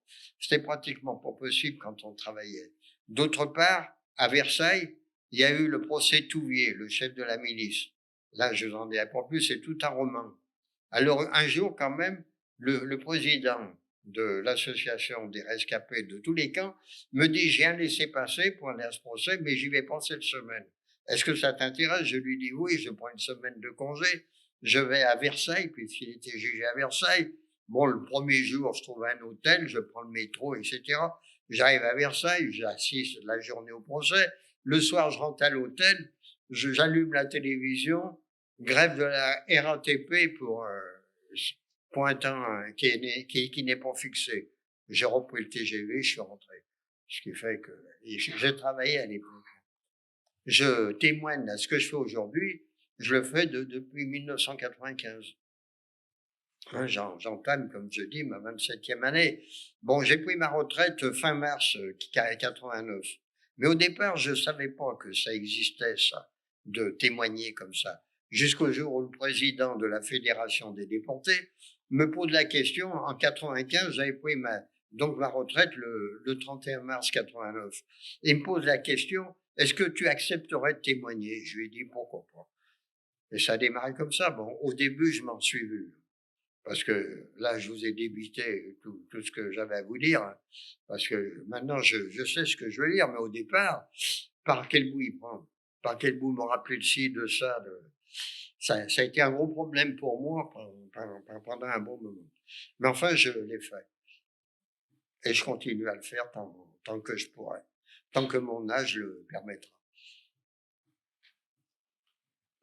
J'ai quand même 93 ans maintenant. Alors, vous avez déjà un petit peu commencé à répondre à la question, mais alors, quand avez-vous commencé à parler de votre déportation et de votre expérience dans les camps d'Auschwitz, Birkenau et à qui? Ah ben, c'est ce que je viens de vous dire. Voilà, vous avez J'ai répondu, commencé en 95. en 95. En 95, sinon après, j'en parlais pas tellement. Bon, je me suis marié, bien sûr, quand je suis rentré. Bon, ma grand-mère, que j'avais plus qu'elle quand je suis rentré, elle est décédée en septembre 49, le 5 septembre. 2 mois plus tard, j'avais 21 ans, qui était l'âge de la majorité à l'époque. Bon, 1 an après, je me suis marié, j'ai fondé une famille. Hein, j'ai eu 3 fils. J'ai eu 9 petits-fils. J'ai eu un arrière-petit-fils, que j'ai toujours eu, tout ça. Et puis à la suite de ça, j'ai 3 arrière-petites-filles. Mais voilà, c'est-à-dire que j'ai fait une famille, bon. Voilà, j'ai essayé et j'ai mené une vie normale. Donc mes enfants, évidemment qu'ils ont su, mais ils m'ont proposé de questions au départ. Hein, ils sont nés en 52, 54 et 56. C'était un peu proche déjà, puis eux, ils sont nés. Donc ils posaient pas de questions à cet âge-là. Mais par la suite, ils sont venus à Auschwitz avec moi. Parce que j'ai fait beaucoup de retours à Auschwitz. J'ai encadré des voyages organisés pour des adultes ou des jeunes. J'en ai fait beaucoup, je ne saurais pas vous dire combien. Hein? Maintenant, j'ai arrêté. Hein. Le dernier que j'ai fait, c'est en février 2020, le voyage organisé maintenant par la métropole. À l'époque, c'était par le département. Mais j'ai pas pu suivre, hein, vu mon âge. Marcher comme ça toute la journée dans les 2 camps d'Auschwitz et Birkenau, j'ai pas pu suivre. Donc, j'y retourne plus. De toute façon, 2021 et 2022, ils ont été annulés. Alors, 2021 à cause du Covid, 2022, il était prévu le 2 février, il a été reporté au début avril ou début mai, et il est finalement annulé parce que des parents se sont opposés à ce que, c'était pour des collégiens, se sont opposés à ce que leurs enfants partent là-bas, vu la situation actuelle, la guerre actuelle. Donc, il n'y a encore pas de voyage là-bas, mais de toute façon, moi, j'y retournerai plus. Est-ce que vous avez déjà eu peur de ne pas être compris ou entendu? Alors, de ne pas être compris, c'est pas grave, ça. Mais c'est surtout d'être sélectionné que j'avais peur. C'est de ça. Parce qu'on n'avait pas à se faire comprendre. Vous savez, vous avez toujours l'humour qui reste. Il y a un truc, je sais plus parler allemand, rien du tout, mais enfin, il y a quand même un truc qu'ils avaient l'air qu'ils avaient l'habitude de dire. Quand vous disiez quelque chose, s'ils n'avaient pas compris, ils vous disaient vasistas. Qu'est-ce que ça veut dire? Or, en français, il y a vasistas. Ce sont des trucs en haut des fenêtres qu'on abaisse, vous voyez. Alors, il y en a un qui est malin derrière nous, c'était au cours d'un appel, sûrement, qui lui crie en français, ferme-la. Alors, l'autre, il va, qu'est-ce que c'est? Mais il n'a pas insisté, heureusement. Il n'a pas insisté pour savoir. Mais voilà, il y a toujours des trucs comme ça qui étaient dangereux parce qu'ils pouvaient, rien que pour ça, on sélectionnait certains d'entre nous pour les envoyer à la chambre haute. Et voilà, c'était. Mais il y a toujours de l'humour, comme ça. Il y en avait, bon, c'était plus ou moins fin, mais ça arrivait. Alors, ma question, c'était, à la lumière de l'actualité, pensez-vous que les hommes refont les mêmes erreurs que dans le passé? Vous savez que je me pose des questions pour ce qui se passe en ce moment. Voilà, la réponse, elle est là. Qu'est-ce qui peut arriver maintenant? On ne sait pas. De la part des Russes, de la part des prisonniers qui vont être faits, qu'est-ce qu'ils vont devenir. Et puis, il faut bien dire, bon, d'accord, les Soviétiques ont fait un gros travail de libération des camps, mais ils avaient des goulags chez eux du temps de Staline, qui correspondaient exactement au camp de concentration nazi. Bon, alors maintenant, je pense qu'ils les ont plus, mais j'en sais rien.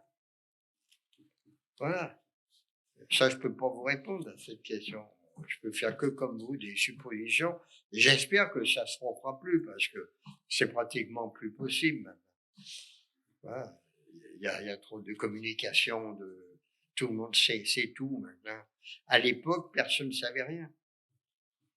Vous prenez votre ordinateur, vous cherchez sur Internet, vous allez tout savoir. À l'époque, on n'avait rien de tout ça. Il y avait que ce qu'on voulait bien nous dire dans les journaux et à la radio. Il n'y avait même pas la télévision. Maintenant, on voit la télévision, on voit dans quel état sont les immeubles une fois qu'il y a un bombardement là-bas. Voilà, on voit beaucoup plus de choses qu'on savait pas à l'époque. Comment avez-vous Comment avez-vous vécu votre retour à Lyon et qu'avez-vous ressenti quand vous avez revu votre appartement? C'est la bonne question. Qu'est-ce que j'ai fait quand je suis rentré? Ça, c'est la réponse que je vais vous faire. Donc, j'ai retrouvé ma grand-mère. Le gouvernement de l'époque avait prévu de réquisitionner les hôtels à Divonne-les-Bains, qui est une station thermale côté français à la frontière suisse. Donc, avec ma grand-mère, on est allé y passer le mois d'août. On est rentré à Lyon. Il fallait que je reprenne mes études. J'avais été arrêté en fin de première année. J'étais en vacances scolaires. Il fallait que j'entre en deuxième année. Or, ma grand-mère, tout bonnement, je l'ai pas accompagnée. Elle était allée toute seule au mois de septembre à la réouverture du secrétariat parce qu'à l'époque, tous les recours des grandes vacances, comme on disait, se faisaient le 1er octobre. Donc, le secrétariat ouvre recours en septembre. Elle y va, elle leur dit, je viens faire inscrire mon fils en deuxième année. J'étais pas avec eux, mais ils ont dû se demander si elle avait bien toute sa raison. Mais madame, votre petit-fils quitte normalement, puisque vous nous dites c'est votre petit-fils, quitte normalement l'école en fin de première année, c'est les vacances scolaires. À la rentrée, il est pas là. Bon, la première semaine, on s'est dit, il a peut-être une angine, n'importe quoi. On va le voir, mais toute l'année scolaire, on n'a aucune nouvelle. Personne n'est venu nous dire quoi que ce soit. Et vous arrivez là, je viens faire inscrire mon petit-fils. Non, il a voulu arrêter ses études, je suppose. Eh ben, on peut pas le reprendre. Alors, à force de parlementer, finalement, ils m'ont repris en deuxième année, mais j'avais encore un petit problème. Ils m'ont repris en deuxième année comme redoublant. Bon, ça m'a pas empêché de poursuivre mes études. Il y avait 4 années en plus de la préparatoire. Donc, en juillet 48, j'ai fini mes études. Et le 1er septembre 48, je travaillais. J'ai été comptable en entreprise toute ma vie professionnelle. J'ai pris ma retraite le 31 mars 89. Voilà pour ce qui est de cette question. Mais c'est vous dire que quand on est revenu, mais je l'explique leur réaction. Un jour, j'ai eu la rectrice devant moi à Montluc. Elle était venue avec des amis à elle. Bon, quand j'ai dit ça, j'ai vu je dis pas qu'elle changeait de couleur, mais enfin, elle avait l'air de bien ennuyée. J'ai dit, je crois que j'ai l'explication. Elle vaut ce qu'elle vaut. Des jeunes comme moi, qui rentrent à 16-17 ans, qui en plus sont encore étudiants. Parce qu'à l'époque, on pouvait travailler salarié à l'âge de 14 ans déjà. Qui en plus sont encore étudiants, mais on ne devait pas être nombreux en France. 10, 20, mais peut-être pas plus. Bon, ils n'y ont pas pensé au gouvernement. Le ministère de l'Éducation nationale n'y a pas pensé à ça. Qu'on pouvait être rentré et vouloir reprendre nos études. Donc, il n'y avait aucune instruction donnée dans l'établissement. Donc, j'avais pris la fantaisie de vouloir arrêter mes études, d'autant plus que personne ne nous écoutait. On commençait à parler de ce qu'on avait vécu là dans les camps. Oui, bon, vous avez souffert, mais alors le ravitaillement, vous avez encore rien vu. Parce qu'on a eu des tickets de rationnement jusqu'à début 48. La nourriture, disons, jusqu'à fin 47. Mais tout était, vous aviez droit à tant de pain par jour, à tant de viande, à tant. Il y avait des tickets pour ça, c'était toute une histoire pour trouver à manger.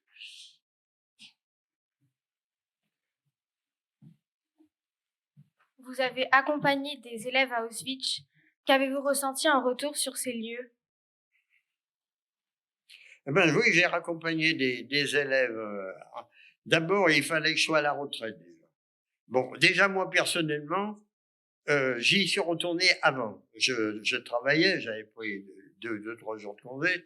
J'y suis retourné en 83. c'est-à-dire 38 ans après la fin de la guerre. Pourquoi j'ai mis tout ce temps pour y aller? Bon, tout à fait au début, c'était pas possible d'organiser des voyages là-bas, mais à partir, disons, des années 70, l'amicale des rescapés d'Auschwitz organisait des voyages comme ça. J'y suis jamais allé. Et pourquoi? Parce qu'ils faisaient ce voyage chaque année pour la Toussaint. Et moi, aller là-bas pour la Toussaint, aller patauger dans cette neige où j'avais pataugé les pieds pratiquement nus pendant tant de temps, pendant les appels, on s'enfonçait dans la neige.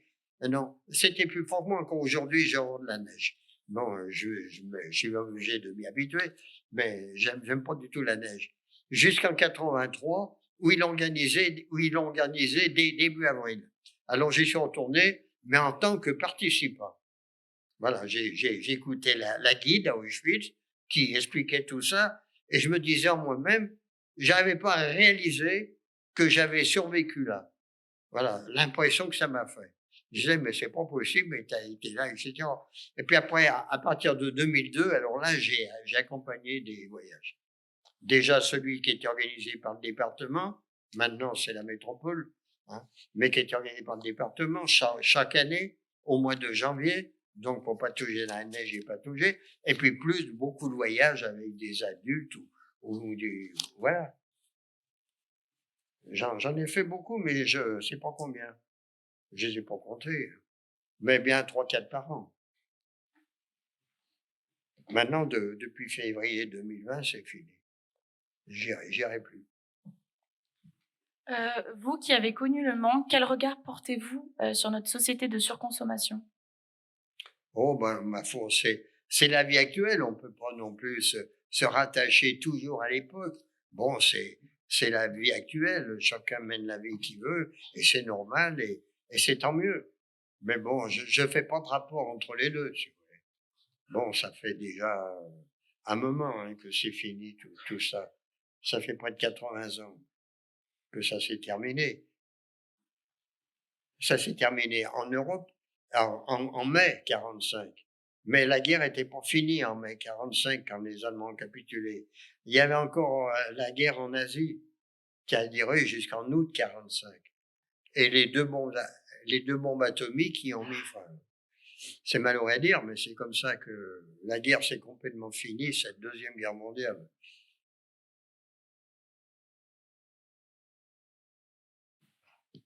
Est-ce qu'on a des questions dans le public ou les étudiants qui avaient préparé quelques questions? Vous ne vous gênez pas, hein, si vous avez des questions, vous les posez.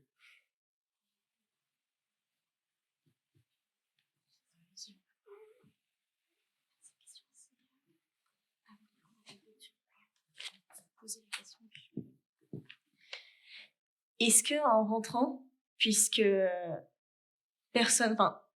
la population française ne croyait pas vraiment encore au camp ou n'en avait pas connaissance suffisamment, est-ce que vous avez pris contact avec d'autres survivants? Est-ce qu'il y a un rapport avec c'est monstre.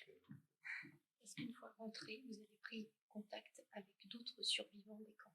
Ah ben, d'autres survivants des camps, oui, on avait des réunions comme ça de temps à autre, peut-être 1 ou 2 par an sur Lyon. Mais enfin, ça s'est quand même très vite arrêté. Et on n'a pas tellement gardé de relations entre nous de différents camps. D'abord, quand on est rentré. Déjà, parlons de nous. Je sais pas, à Lyon, quand je suis rentré, à Lyon, on était peut-être une dizaine à rentrer. Du reste, entre parenthèses, il y avait des baraques en bois sur le cours de Verdun qui étaient pas comme il est maintenant. Et on a vu un médecin. Quand on est sorti de la guerre Perrache, bon, il y a un médecin qui nous a vus. Et qui m'a servi plus tard. Plus tard pourquoi plus tard? Parce qu'en 47, j'ai eu 19 ans. À l'époque, il y avait le service militaire obligatoire. Donc, 1 an avant, on passait ce qu'on appelle le conseil de révision. C'est-à-dire qu'on passait devant des médecins militaires en slip qui jugeaient si vous étiez apte, comme ça, vous regardez, si vous étiez apte au service militaire ou pas. Or, étant rescapé de la déportation, j'étais pas du tout automatiquement exonéré du service militaire. Donc, quand j'ai eu 19 ans, convoqué devant ce conseil de révision. C'était en mairie du 2e arrondissement, j'habite le 2e. Alors, on défilait en slip, comme ça. Et puis, il y avait une table, il y avait un civil, à sa droite un militaire, à sa gauche un militaire. J'approche comme ça, on faisait la queue les uns derrière les autres. Ils nous regardaient comme ça. Puis moi, je dis, mais je connais ce monsieur. Je parle du civil. J'ai dit, ça y est, c'est le médecin qui m'a vu contre Verdun quand je suis rentré. Bon, je m'approche, j'ai pas le temps d'ouvrir la bouche. Il était encore plus perspicace que moi. Il lève la tête, il me dit, mais il semble qu'on se connaît. Moi, j'aurais pas été capable. Bon, j'avais 19 ans, c'était donc en 47. Il me semble qu'on se connaît. Alors, je lui explique dans quelles circonstances. Alors, il s'est tourné à droite, à gauche, vers les militaires, et il m'a dit exempté. Mais c'était pas automatique, hein. J'aurais pu être convoqué au service militaire. Je sais pas si j'aurais fait ou si j'aurais fait des démarches pour y aller, mais enfin, j'ai rien eu à faire. Mais rien n'était fait automatiquement pour nous, rien. Voilà. On a passé des visites médicales, bon d'accord, on a reçu des pensions, mais voilà. Mais sinon, on était dans la population normale pendant longtemps.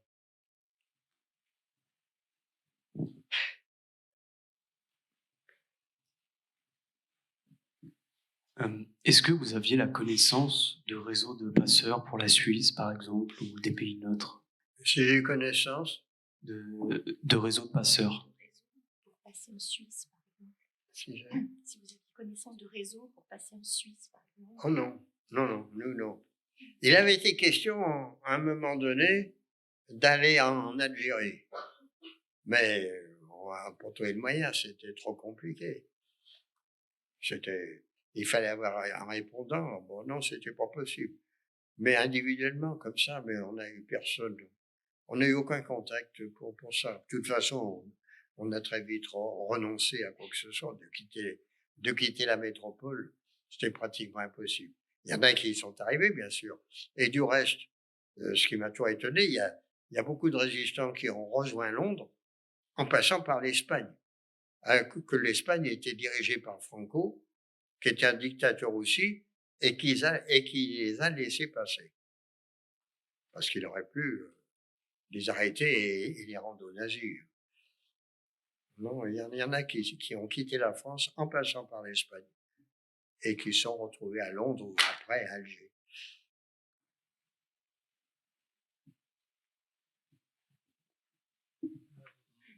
Que pensez-vous du devoir de mémoire? Je pense que c'est utile, pour pas dire indispensable.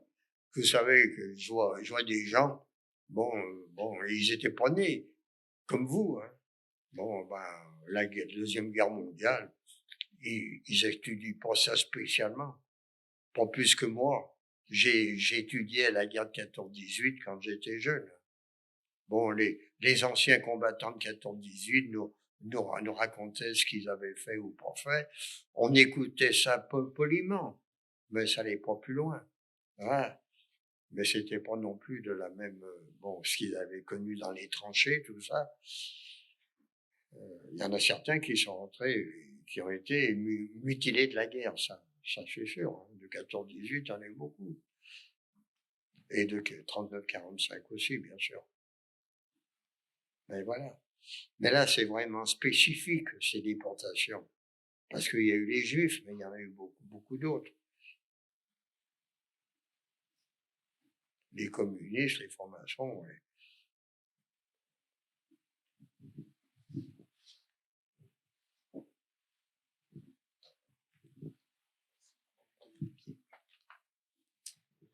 Bonjour. Bonjour. Ma question, elle est un peu simple et crue. Je voulais savoir, est-ce que vous avez pardonné? Est-ce que vous avez pardonné? Non. À ceux de l'époque, non.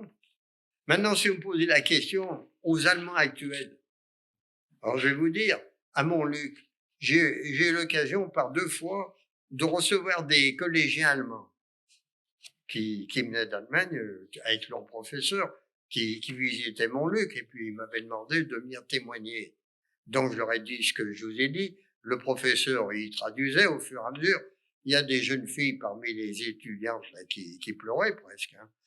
Je leur ai dit quand j'ai fini ne vous sentez pas responsable. Vous n'étiez pas né.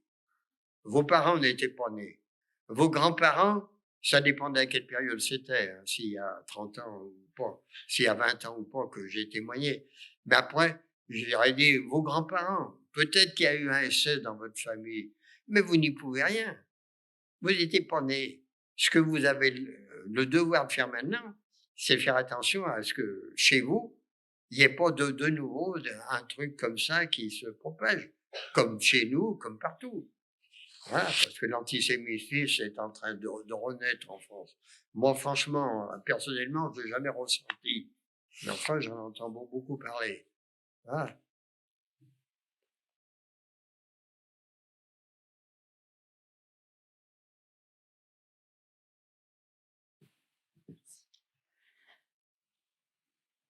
Est-ce que vous avez eu besoin d'aide pour retracer votre histoire et si oui, lesquelles?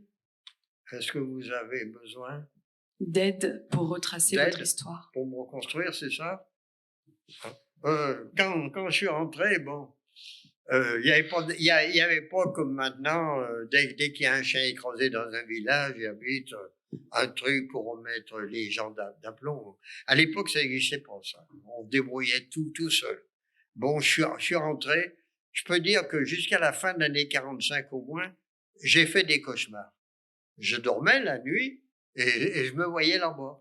Ma grand-mère, c'est comme ça que je le sais, du reste. Ma grand-mère m'a souvent dit le matin, tant qu'on criait cette nuit. Oui, ça m'a bien duré au moins jusqu'à la fin de l'année 45. Après, bon, ça s'est estompé. J'ai arrêté d'avoir des cauchemars comme ça. Est-ce que j'en rêvais? Je sais plus. Mais enfin, ça m'a passé. Hein, parce que petit à petit, j'ai essayé de reprendre ma vie. Bon, je retournais à l'école, j'avais des copains, tout ça. Voilà. Petit à petit, il a fallu, bon, il a bien fallu que je prenne sur moi aussi, hein, mais bon, je pouvais pas non plus passer ma vie à penser qu'à ça.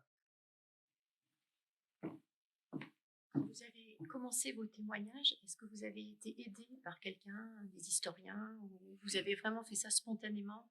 Non, on m'a demandé de le faire, alors que mes témoignages, hein, est-ce que je les ai faits seuls?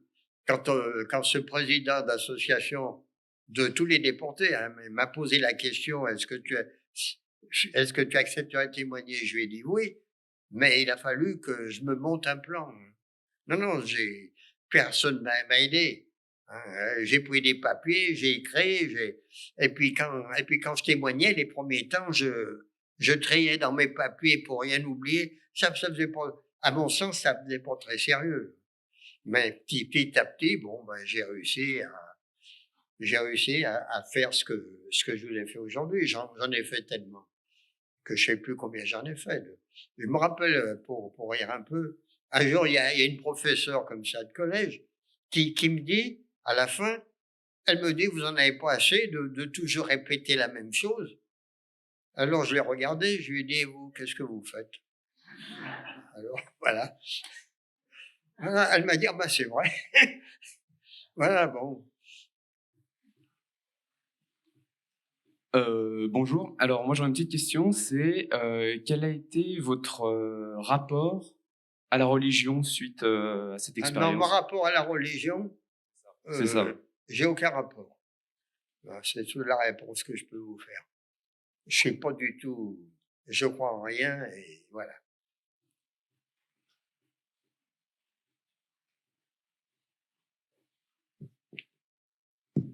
Bonjour, je vais vous demander, avec les conditions que vous avez prises, comment les Allemands se sont rendus compte que vous étiez juif? Comment les Allemands se sont rendus compte que vous étiez juif? M'ont trouvé? Oui. D'abord, c'est la milice française. Mais bon, on a été dénoncés. Ça pouvait pas être autrement. On a été dénoncés et ils sont venus la semaine où ma mère et moi étions là à midi, qui sont arrivés à midi moins le quart. Ils seraient venus un samedi, un dimanche, bon, ils nous auraient trouvés. Ils seraient venus un soir et ils nous auraient trouvés. Mais à midi, du lundi au vendredi inclus, ils nous auraient pas trouvés, ma mère et moi. Et si ma grand-mère avait été à la maison ce jour-là, parce que personne ne savait qu'elle allait pas y être, eh ben, je rentrais, comme je dis, comme un clochard. J'avais plus personne. j'avais aucun moyen financier, j'avais plus d'appartement, j'avais plus rien. Si j'étais rentré tout seul. Heureusement que ma grand-mère n'avait pas été arrêtée et qu'elle a pu récupérer ce qu'elle avait en banque, qui, comme je vous l'ai dit tout à l'heure, avait été bloqué pendant toute la guerre, pendant toute l'occupation. Elle a récupéré ce qu'elle avait en banque. On a vécu là-dessus. Moi, j'ai commencé à travailler que le 1er septembre 48. Bon, elle a encore survécu 1 an, mais elle n'était plus à la maison. Elle était cardiaque déjà d'origine, ça l'avait pas arrangé. À l'époque, on soignait pas, il y avait pas d'hôpital cardiologique. Bon, elle est décédée en septembre 49, mais on a vécu avec ce qu'elle avait de côté. Parce que moi, ce que je gagnais comme salaire au départ, quand on débute, on gagne pas grand-chose. Il fallait payer le loyer, les impôts, les trucs, les machins. Voilà. Et plus tard, je me rappelle, quand j'étais tout seul, je m'envoyais aussi au point de vue pécunier.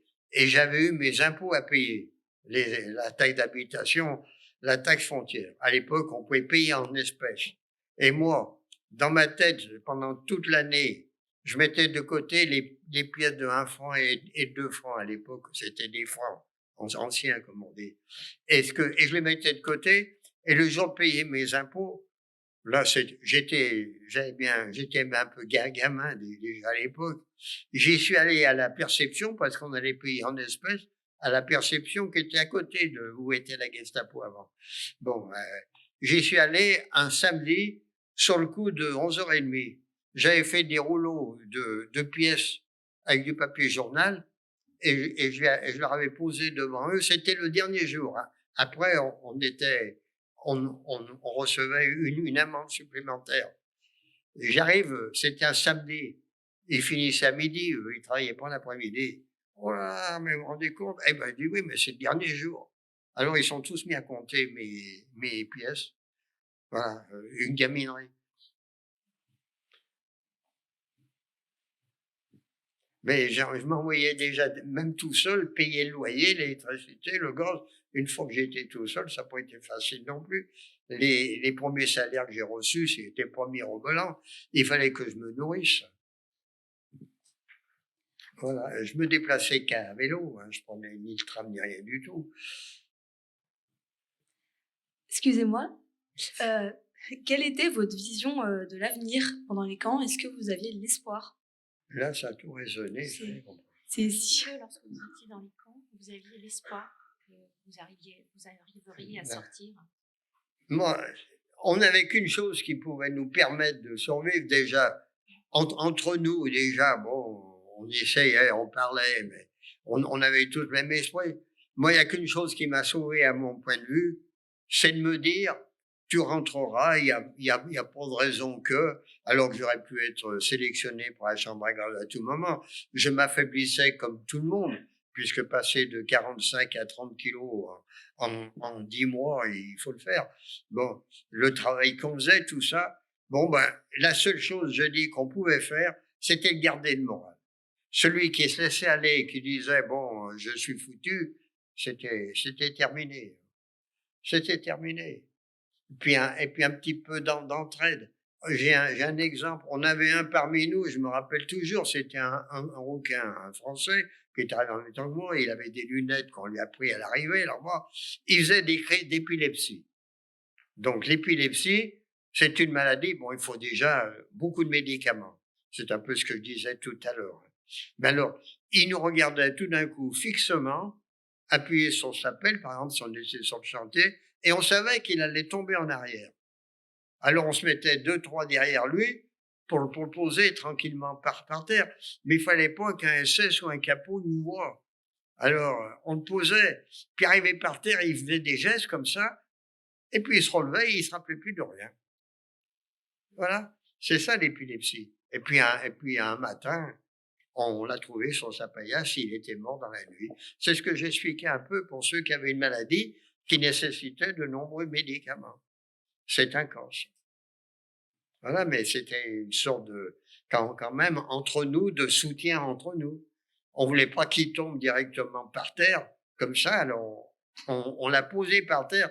Heureusement qu'aucun SS, aucun capot nous a vu faire. Bonjour. Pensez-vous que la jeunesse de nos jours... sinon, j'ai un papier, c'est peut-être plus simple. Pensez-vous que la jeunesse de nos jours pourrait survivre comme vous l'avez fait? Pensez-vous que les jeunes d'aujourd'hui pourraient survivre comme vous l'avez fait? S'ils auraient été survivants? Ouais. Bah, pareil. On me demande si des jeunes comme vous auraient été survivants. Oui. Soit pas parce que, bon, ils ont eu la chance de pas être tués sur place, soit parce que, justement, ils se sont dit, bon, il n'y a pas de raison, j'y arriverai. Alors qu'il y avait 1000 raisons de pas revenir. Mais c'est de pas se dire, de se laisser aller. Voilà. Il fallait pas se laisser aller. De dire, oh ben, dans le fond, au point où j'en suis, je mange même pas le pain qu'ils me donnent. Vous en avez qui se couchaient le soir, ils s'étaient gardé un morceau de pain pour le lendemain matin. Il y en a qui l'ont fait, ça, mais finalement, ils ont quand même mangé leur pain.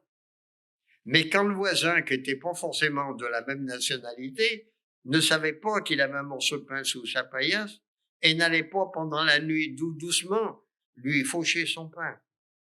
C'est arrivé aussi. Voilà. Et vous voyez les gens qui vont tomber parce qu'ils n'ont pas assez mangé, mais vous n'avez pas plus. Vous ne pouvez rien faire pour les aider. Vous ne pouvez rien faire. Si vous le lui donnez à lui, vous ne l'avez pas vous. Alors, il y a des limites à la... Voilà. Pour soutenir quelqu'un, il faut pouvoir le faire. Que les circonstances vous permettent de le faire. Là, ça ne nous permettait pas. On voyait un copain qui dépérissait. On se rendait compte qu'il allait peut-être pas aller bien loin, mais quoi faire? Quoi faire? Il fallait surtout pas qu'il aille à l'infirmerie hôpital, là, parce que les sélections du matin, c'était souvent là-bas que le SS allait les faire.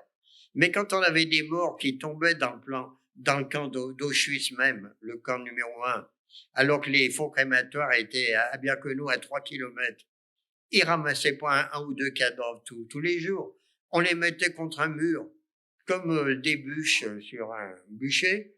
Et puis quand il y en avait suffisamment, mais nus, hein, il fallait récupérer les vêtements et il fallait rien perdre. On les voyait qui changeaient de couleur. La décomposition commençait, surtout quand il faisait encore chaud en août-septembre. Hein. Alors vous les voyez passer dans toutes les couleurs, et puis un camion arrivait 1 ou 2 fois par semaine, et des déportés étaient chargés de les mettre dans le camion. Je veux dire que ceux qui ramassaient par terre, heureusement que j'ai jamais eu à le faire, ça. Ça ne devait pas être... Bon, voilà. Mais tout était comme ça. Il y avait un bâtiment, le numéro 11, qu'on appelle la prison. Il y avait une Gestapo déjà, même, qui était logée à l'intérieur du camp, qui faisait des rôles dans les environs. On mettait les gens là, mais même des déportés. Alors, vous avez ce bâtiment, le numéro 11, qui était la prison, et le bâtiment numéro 10, qui était pour les expériences médicales, comme ils appelaient ça. Du reste, à ce sujet, je peux vous dire que tous les enfants à l'arrivée étaient gazés, quelquefois à l'exception de certains. À l'arrivée de certains trains, il pouvait se faire que du côté des femmes et enfants qui faisaient le tri à l'arrivée, mettre de côté des enfants, parce c'était un médecin, mettait de côté, entre guillemets, mettait de côté des enfants pour faire des expériences médicales sur eux. Et on faisait avaler des produits, des trucs comme ça, quand ils avaient fini leur consultation, piqûre phénol dans le cœur, et ils les tuaient comme ça. Donc, il n'y a pas eu beaucoup de survivants, enfin. Voilà. Mais c'est arrivé. Voilà. Est-ce qu'il y a encore une dernière question? Alors, je voulais encore dire une chose. Ce trait, à l'arrivée, des aptes au travail et inaptes au travail, j'ai jamais cru. Moi, arrivé, petit comme j'étais, 45 kilos, je suis jugé apte au travail alors que le monsieur qui est à côté de moi, bon, qui mangeait pas plus en France, mais enfin, qui était 40 ans, bon, était plus costaud que moi quand même, et était inapte au travail. Moi, je crois plutôt que le commandant du camp, sachant qu'un train arrivait avec tant de détenus, avait donné consigne au SS qui procédait aux sélections, d'en garder 1 sur 3 ou 1 sur 2 ou 1 sur 4. Et le SS, dans sa quête, il devait faire 1, 2, 3, 1. Voilà. Moi, je crois que c'est ça, et je suis tombé au moment où il fallait tomber. Bon, par chance. J'aurais pu être de l'autre côté. Moi, je suis persuadé que ça, c'est pas une question de apte au travail ou pas. Pour ce qu'ils avaient à nous faire faire, ils avaient besoin de personne, à part Auschwitz 3. Voilà.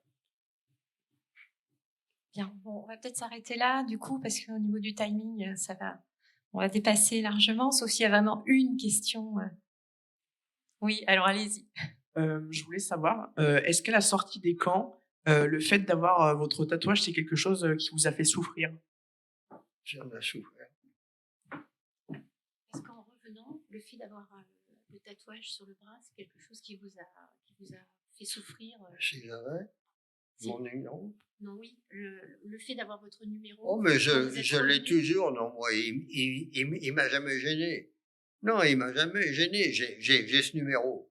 Bon, c'est pas grave, hein, je l'ai toujours.